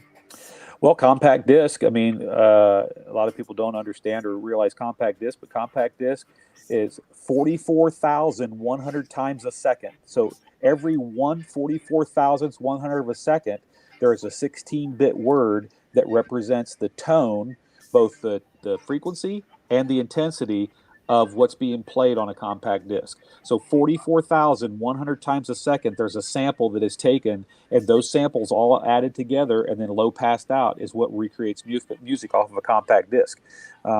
Streaming music today, it's the same concept. You're doing a sampling or a bit rate conversion, but it all has to do with sampling music so many times per second so that when it's constructed back and smoothed out, you hear it as the human voice, as a drum, as a guitar, as all this other stuff. That's insane. I mean, I've heard of 44,000, not hertz, but kilohertz or whatever. I remember seeing that on like CD players whenever they first came out or whatever. I know that number, like 96-bit or whatever. And it's crazy. It's crazy to think that's going on. And here we're just listening to music. We take a lot for granted. I know it's crazy, but with the compact disc, which I consider... I still buy compact disc. I rip off I buy CDs. I rip them as lossless and put them on a media player that I use for portability. Other than masters, 2496 or better masters that you can access online for some things, or DSD. CD is still the best sound quality that most of us can buy and own in our homes. And it's crazy how it works, but it goes back to that whole thing. And a lot of people don't even understand how CD works. Is that it's 44,100 times a second. There's a sample, and that sample is a 16-bit word, and that 16-bit word represents the intensity and the tone that's being played at that exact moment in time. Isn't there like dips and like ups and downs in the CD, and that's how it kind of reads it with the laser or something like that? All that happens in a compact disc is when it plays back that data, it plays back 44,100 times a second, it pulls a 16-bit word off for every one of those, and that 16-bit word data 01, 011, 011, 001 Yeah. represents the tone and the volume of that tone. And that, if you can imagine taking a second of time and slicing it into 44,100 pieces, there's a 16-bit word that represents every one of those slices, every one. Wow. And so Wow. that data that's pulled off that compact disc is a 16-bit word that represents the intensity and the tone at that time. And then if you do look at them in a waveform format, it's a bunch of stair steps. It looks like a bunch of Right. stair steps making a waveform. Well, that's where that Nyquist formula comes into play. Is then you have all digital media has to be low pass to remove the noise in the hash and smooth it back out. And with a Wow. compact disc player, they sample it 44.1 so that when it's rolled back off, they have a response up to 22 kilohertz. Oh, it makes sense. It makes sense. That's crazy. That's crazy. You know too much, Kip. You know way too much, but you got to know all that. I don't know if I need to, but it's just stuff that I've decided to teach myself over the years, because when I get curious about something, I'm like, I want to know how that works. I mean, it's one thing for someone to tell me, but I want to figure out as deep as I'm capable of going. I want to go deep on that and understand that, so that if I'm asked, I can at least explain to my level to someone else and share the knowledge, and they might be able to take that knowledge and it gives them a fundamental. It may give them a starting ground, or they may know more than I do, and they'll go, "Yeah, Kip, you're right about all that. But did you also know this?" And so I like doing that kind of research. It's not boring to me. And Right. it's something I enjoy. I think that's where we have a lot in common. I love learning about how things work. Literally what you said, and it's just time. Need more time, but slowly learning every day. Every day. Yeah, Adair, DSD versus PCM. You are correct, sir. And the thing with DSD is actually the backbone to what people. It didn't go anywhere, unfortunately, but it's SACD. And the way DSD works and SACD works is, on a regular compact disc, it's pulse code modulation, and it's actually 16-bit words sliced into those time frames. And on DSD, it actually has to do with bit depth. It's one bit, but the bit depth alters and changes. And what's crazy about DSD is when you look at DSD on a scope, you'll look at it and almost go, I see music there. DSD, I'm not an expert on DSD, but I understand it enough that I kind of understand the intricacies between it and PCM, the pulse code modulation, or the Red Book standard that's used on compact disc. So it's a shame that SACD and DSD kind of died, because they did. It just goes to show you how important is sound quality to people, because every evolution of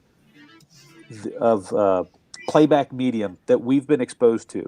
I'm going to go back as far as 4-track and 8-track players, because I experienced those. So you got 4-track, you've got 8-track, you've got records, you got reel-to-reel tape, which reel-to-reel tape was awesome. You have cassettes, you have DAT, you have mini disc, you have compact disc, you have all these different mediums that came out. And as we progressed up the food chain, it was always about giving the end user a better medium of storage and a better transportation system of sound quality. Right. Until we got to MP3s. And And we went MP3s backwards. ruined it. I often joke about it. Ford used to have that commercial where they always started with Q and Q1, so quality is job one.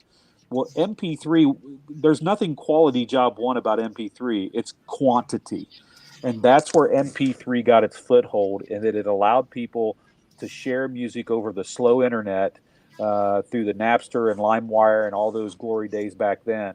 But MP3, as far as a qualitative format, it sucks.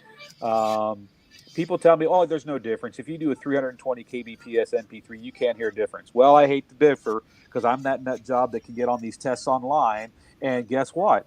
5 times out of 5 times, I'm picking the WAV file. I can hear it. If you know what to focus on and listen for, it's there. So to tell me that the MP3 is not that it's acceptable and there's no problem with it, I call complete and utter BS. And the other thing that goes along with that, this is what's crazy. I'm going to share this story. When I got my 2012 Ford Escape, it came with a 6-month free subscription to satellite radio. XM, I don't know if it was XM Sirius both back then, and I think it was just XM, but whatever it was a satellite radio service. And so I listened to the free 6 months of service that came with my vehicle, and at the end of the free 6 months of service, I get a phone call. And of course, they're wanting to sell me the service. They want me now to get out of the free 6 months and start buying the service. And I proceeded to explain to the person on the phone, I said, you do realize that your satellite radio service sounds like crap. And they didn't know how to handle me. They're like, well, what do you mean, sir? And I go, well, the voices are warbly. They sound like they're coming to me from underwater. I said, do you know what comb filtering is? Well, sir, what comb filtering is when I know by heart 8 beats to this song, and I'm in my car and I'm playing the air drums to the 8 beats of this song, and every 7th beat isn't even being played because you guys have comb filtered it out. I said, oh your coding sucks. Your codecs suck. And wow. so this went on for about 3 months where they would keep calling me, wanting me to get the service, and I would keep telling them I don't like it, whatever. And so finally on this last phone call, and I was polite but firm, I told the guy, I said, I'm pretty sure you guys have a customer relation database and you're taking notes on all this, and you know how long I've had my truck and the service and my comments. You do that, correct? And the guy's like, well, yeah, we do that. I said, okay, I need you to write this down in the notes for me as a customer exactly as I'm about to tell you this. He's like, okay, sir. I said, your service sounds like shit.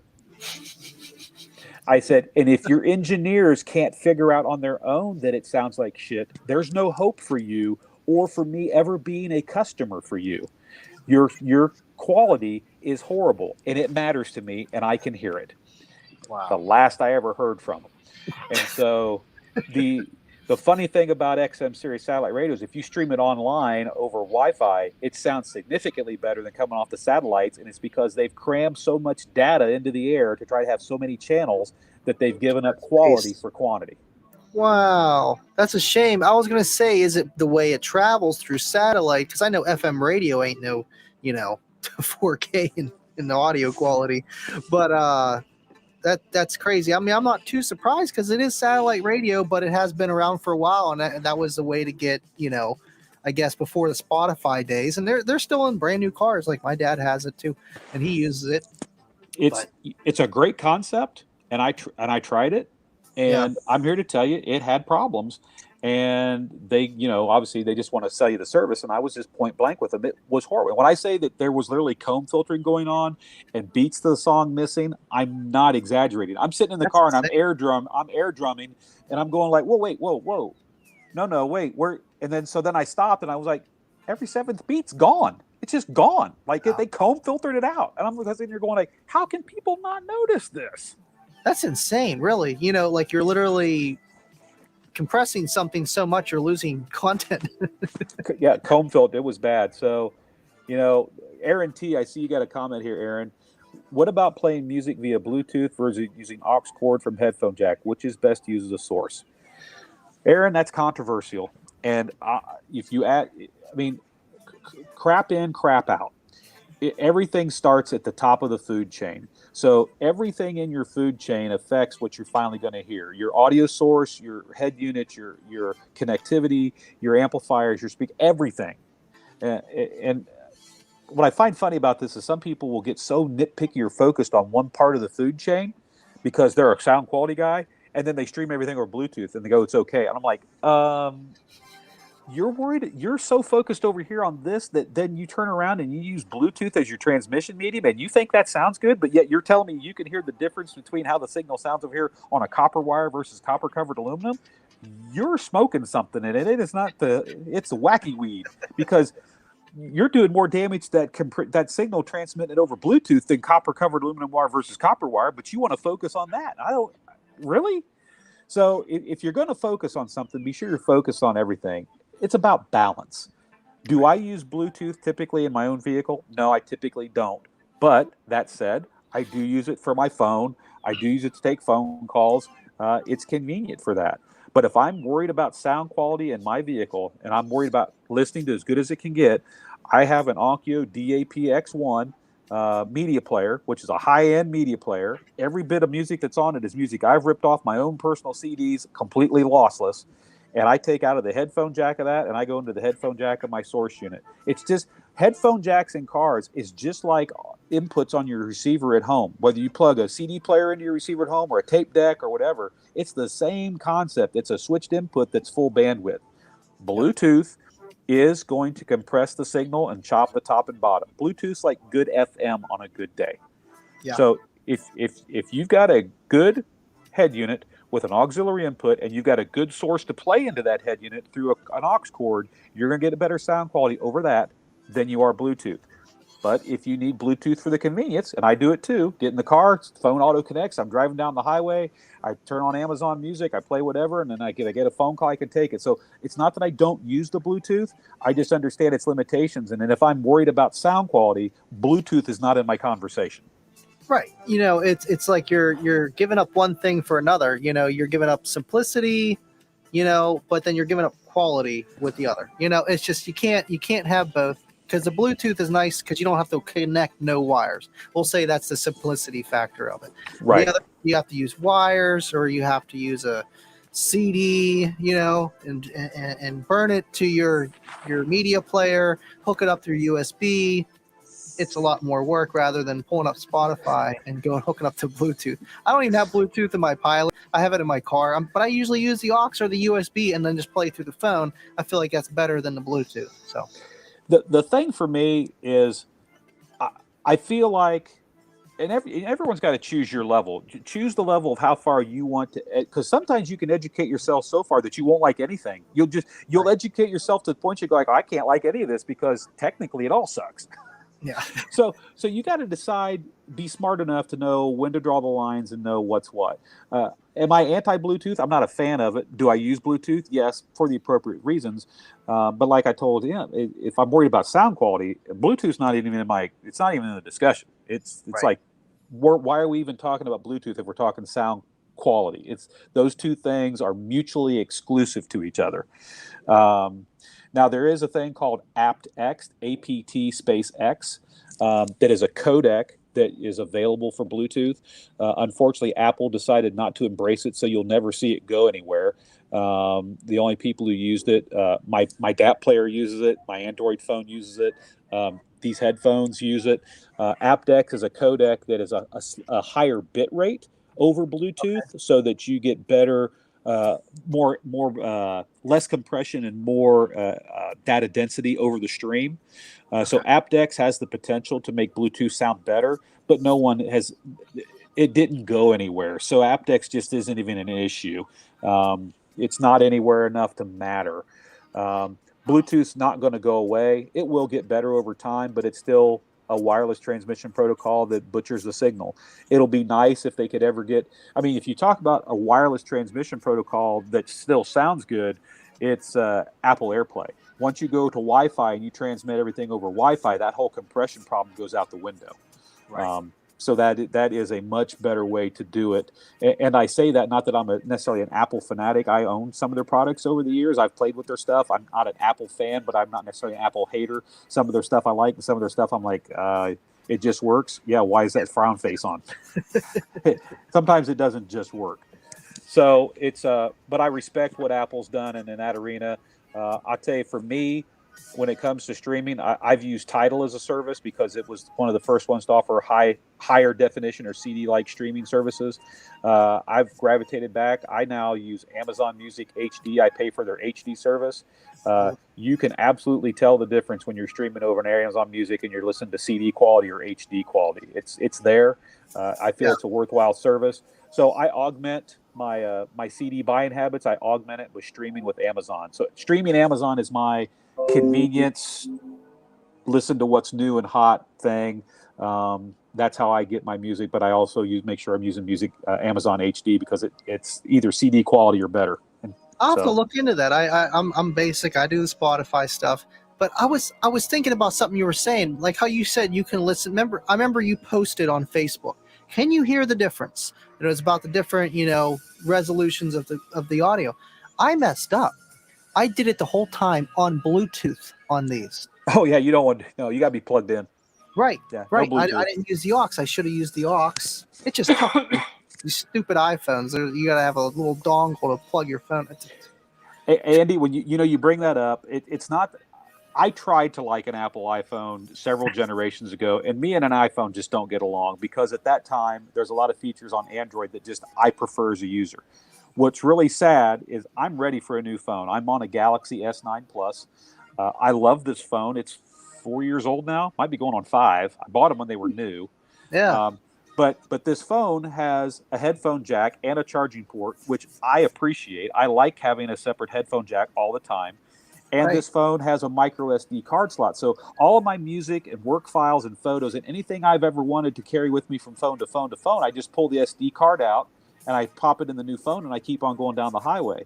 So what's sad is for someone like me who appreciates those pieces of technology and uses them on a daily basis, I'm now forced that my next phone upgrade, I don't know what to do because what I want, no one has anymore. I Wow. there's no SD card expansions memory available anymore. Everyone's pulled out of that game. Everyone's pulled out of having a headphone jack. And so I'm Yep. sitting here going, how long can I run this phone? It's still working. I'm pretty happy. Yeah. Just keep it in a nice phone case, and you just have to replace the battery every 7 to 8 years, or if you really push it. That's well, it's funny is I do. Maybe I can get. I don't know if I'll get a good view here, but I got a phone case courtesy of Mr. Mike Craner. I don't know if he's still in the feed or not, Oh, but yeah. it made my Galaxy S9 look nice and shiny and new. I know. I love it. I love it. So Absolutely. We love Mike too. yeah, Mike's a good guy. Mike's been on me. He's wanting some. Mike's been wanting to have. Pardon me. Mike's been wanting to have some Kip time, but Kip hasn't felt that good. And tonight I've really pushed it. I'm actually surprised I'm I still. know. Your craze is the longest live stream I've been on, and you're just getting over everything. But you're It's doing good. You're and Kip. I haven't I've been out of the loop, and it's good to see you, and it's good to see the few people want to hang out and talk. I do. Um, Absolutely. I don't mind talking about anything if people enjoy it and we're having a good time and answering questions. I really do, and I learn stuff too. So it's not like this is a one-way street. I mean, it's something I enjoy, and I hope that yeah, my day job is I work for Kicker, and I'm proud of who I work for, and I'll answer questions. But I'm an audiophile, I'm a videophile, and I know what I know, and Absolutely. I'm not shy to share. Nope. We know that. We know that. You're full of knowledge and you're funny, so it works. It goes well together. It does. At Mass Audio, LG phones. Does LG still make phones, man? And do they offer us? I need to look into that if they do. Life's good. I remember those flip phones. Yeah. I mean, I'm at the point. I mean, my battery. I mean, I could go down to U-Break iFix and get another battery and screen put in the phone I've got. I've done that once because batteries about the 2-year mark. The batteries are no good anymore. So I could do that, but I have the taste. I'd like to have a new phone. But a headphone jack and an SD card are really something I want, but I just haven't found one that. And I've looked at the Oppos and the off. I've looked at the odd phones that are out there. What's the other one? Doggone, I'll think of it here in a minute. The Plus 10 Plus Pro T. Who is that? Plus. Apple? Doggone. No, it's the One Plus. They make the. I've looked at other phones. I've always run typically a Samsung phone, a Galaxy phone, and I've started looking at these other phones, and even they don't have. I mean, because I would switch to an oddball phone as long as I could get the feature set I want, which is an SD card or a micro SD card and a headphone jack. But everyone's pulled those features out, so it's. I think I've reached the point where in those arenas, those two features on a phone, I've become a dinosaur. That's nuts. And they probably pulled back on the SD cards or the expandable slots or whatever, just so they can sell you a new phone, or so you upgrade to the biggest memory capacity rather than putting it on the SD card. I like the SD cards. I don't have that on my iPhone. It's terrible. Right. I got to back up everything on my computer, and good luck doing that on an Apple phone to a Windows computer. Exactly. Dude, it was insane just to get the photos off of here. Exactly. So yeah, you feel my pain. You know what I'm talking about. Yeah. So it's crazy. All right, so I'm looking at the time here, and it's 10 till 1. I'm gonna call it done at 1 o'clock. If we got some good questions to answer, if anybody else wants to chime something in, but I'm gonna call it done at 1, and I'm gonna get my butt to bed. Absolutely, it's almost 2 for me, so I'm ready. Yeah, you're another hour. I'm always up late anyway, because you know me, cleaning the ceiling tiles. We're always up till 2 to 4. So, and then the days that I don't, I'm up. So I can't believe that there's still people in the feed. To be quite honest with you, are you guys crazy? What are you doing here? Yeah, they're nuts, man. They're nuts.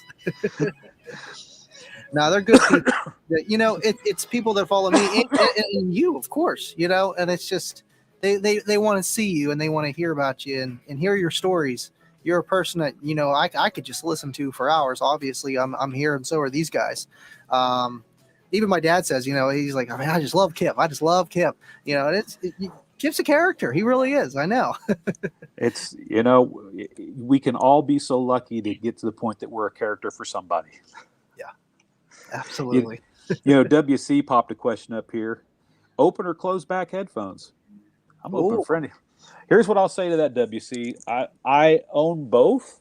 I think both have their place. If I'm trying to get into my own world and zone out, I like a closed back headphone so I can just turn it up and be in my world. If I'm trying to be in tune to my environment, so I want to listen, but I also want to hear the background or if something's going on, I'll use an open back. And an open back, I won't say all open backs. I've listened to quite a few. Some open backs tend to be a little more airy. And I'll almost say an open back headphone to me is almost like a good infinite baffle subwoofer system, in that you can get some really smooth, detailed response out of an open back headphone. But almost like box designs where, you know, sealed versus ported versus bandpass, I don't think there's one universal box design. I don't think there's one universal headphone design, because, like I said, I use open back and I use closed back, and I use them for different reasons. So I've never had open back, but it makes sense. It's literally like an infinite baffle, and I feel like they would probably sound better if you were in a soundproof room compared to an open hallway. You might lose some things because of just that. I don't know. I feel like reverberation is still going to be reverberation, even open air. You know, I feel like it's going to be a thing. MAS, RZ, I see you guys checking out. Thanks for hanging out and spending time with us. It's good seeing you guys. I appreciate it. It's been fun tonight for me. I know I'm going to feel it's tomorrow, but it's been fun. Well, you've been cooped up so long. It's like, man, I just want to get out and do this. Andy's going live. I'm going to jump on his live. Well, you know, it's kind of crazy with what I'm dealing with is just getting up and walking. Like I've been walking to the driveway and doing things, just doing a little bit of exercise. Sounds crazy, but with what I'm dealing with, it just about takes everything I've got to do that. But yeah. I am on the right side of this, and so that's the good thing. And it just keeps getting better. Today obviously is my best day that I've had so far, and I'm just looking forward to getting better. I'm really hoping to be back in the studio Tuesday, and I think I will be if I continue on this path I'm on. It's yeah, I hope so. We missed you for the Kicker Unmasked, man. We do, but we got to wait till you're better first. We don't want you, you know, something happening before. Hey, choke change, infrasonic bass and or bass shakers. Any opinion? I like them and I don't. How's that for an answer? I've played around. Now, this has been a long time. I mean, it's when they first came out. This has been tens of years ago. You know, bass shakers kind of hit the scene. I think a bass shaker, this is just my, again, I guess I should preface this. You guys do realize that a lot of this stuff is fact and some of it's my opinion. So here's my opinion on this. I think if you do bass shakers attached to a chair or a couch, they have to be on their own separate amplifier that you can adjust the gain and or EQ completely independent of the subwoofers in your system. I've owned some in the past. I've had buddies who've had home audio systems with bass shakers. The guys who put the bass shakers in and they're just looking for that all visceral over the top effect, I think they sound absolutely horrible. If you get a bass shaker dialed in so that it blends with your subwoofer and everything else you've got going on in the environment, and it adds just that right of impact, when things blow up on screen, they can give you that little bit of tactical feedback. to enhance your subwoofer, especially if you're in a situation where I talked about crawl in the room earlier, where you get that, try to put your subwoofer in the room so you get that impact where you sit. If you're in a not ideal situation or you can't find that great spot for that, a bass shaker added to your chair can help fill in that impact that you feel like you're missing from your subwoofer. I don't feel like a bass shaker is a replacement for a subwoofer. I think it's something that works in conjunction with a subwoofer, and it's got to be dialed in properly. It's my opinion. Yeah, I've seen those bass shakers like in Mustangs or something like that. I remember them being in something different. Yeah, they've seen him in that, but I'm sure he's talking about the home. At least that's what I'm more familiar with, is the home version of that. So, hey, RGA, thanks, man. I appreciate you praying for me. That means a lot for you to say that, and I don't take that lightly. Thank you, sir. I'm touched. Thank you. I think we all been praying for you, Kip. Because it's scary for anyone, and when it's someone it's even worse. Yeah, it's no joke. This COVID's real. The thing for me is the COVID happened. It came, it hit, it left. And for me, what's been worse is not the initial COVID, but the way my doctor described it to me is I went into what's called a cytokine storm, where basically my immune system is attacking me. And so COVID was gone in history, but my body was like, no, we're still here. What do you want us to fight next? And the lung inflammation and all the other things I've been dealing with is what's really been rough. Yeah. And like I said, it's odd, but my doctor has me on this. Like I said, my counter, I look like a drugstore, but I'm on all these prescription medications that are designed to retard my immunity system. And basically, it's a 4-week process that I go through a reset to try to get me back to square one, so that my immune system is not so overly active. Because what it is right now is basically my immune system is attacking me. It thinks I need to go. That's insane, because that's almost like the same kind of like symptoms from like cancer patients. It's like your white cells are attacking you. Well, I'll tell you what, this will be. I don't share this with many people, Andy.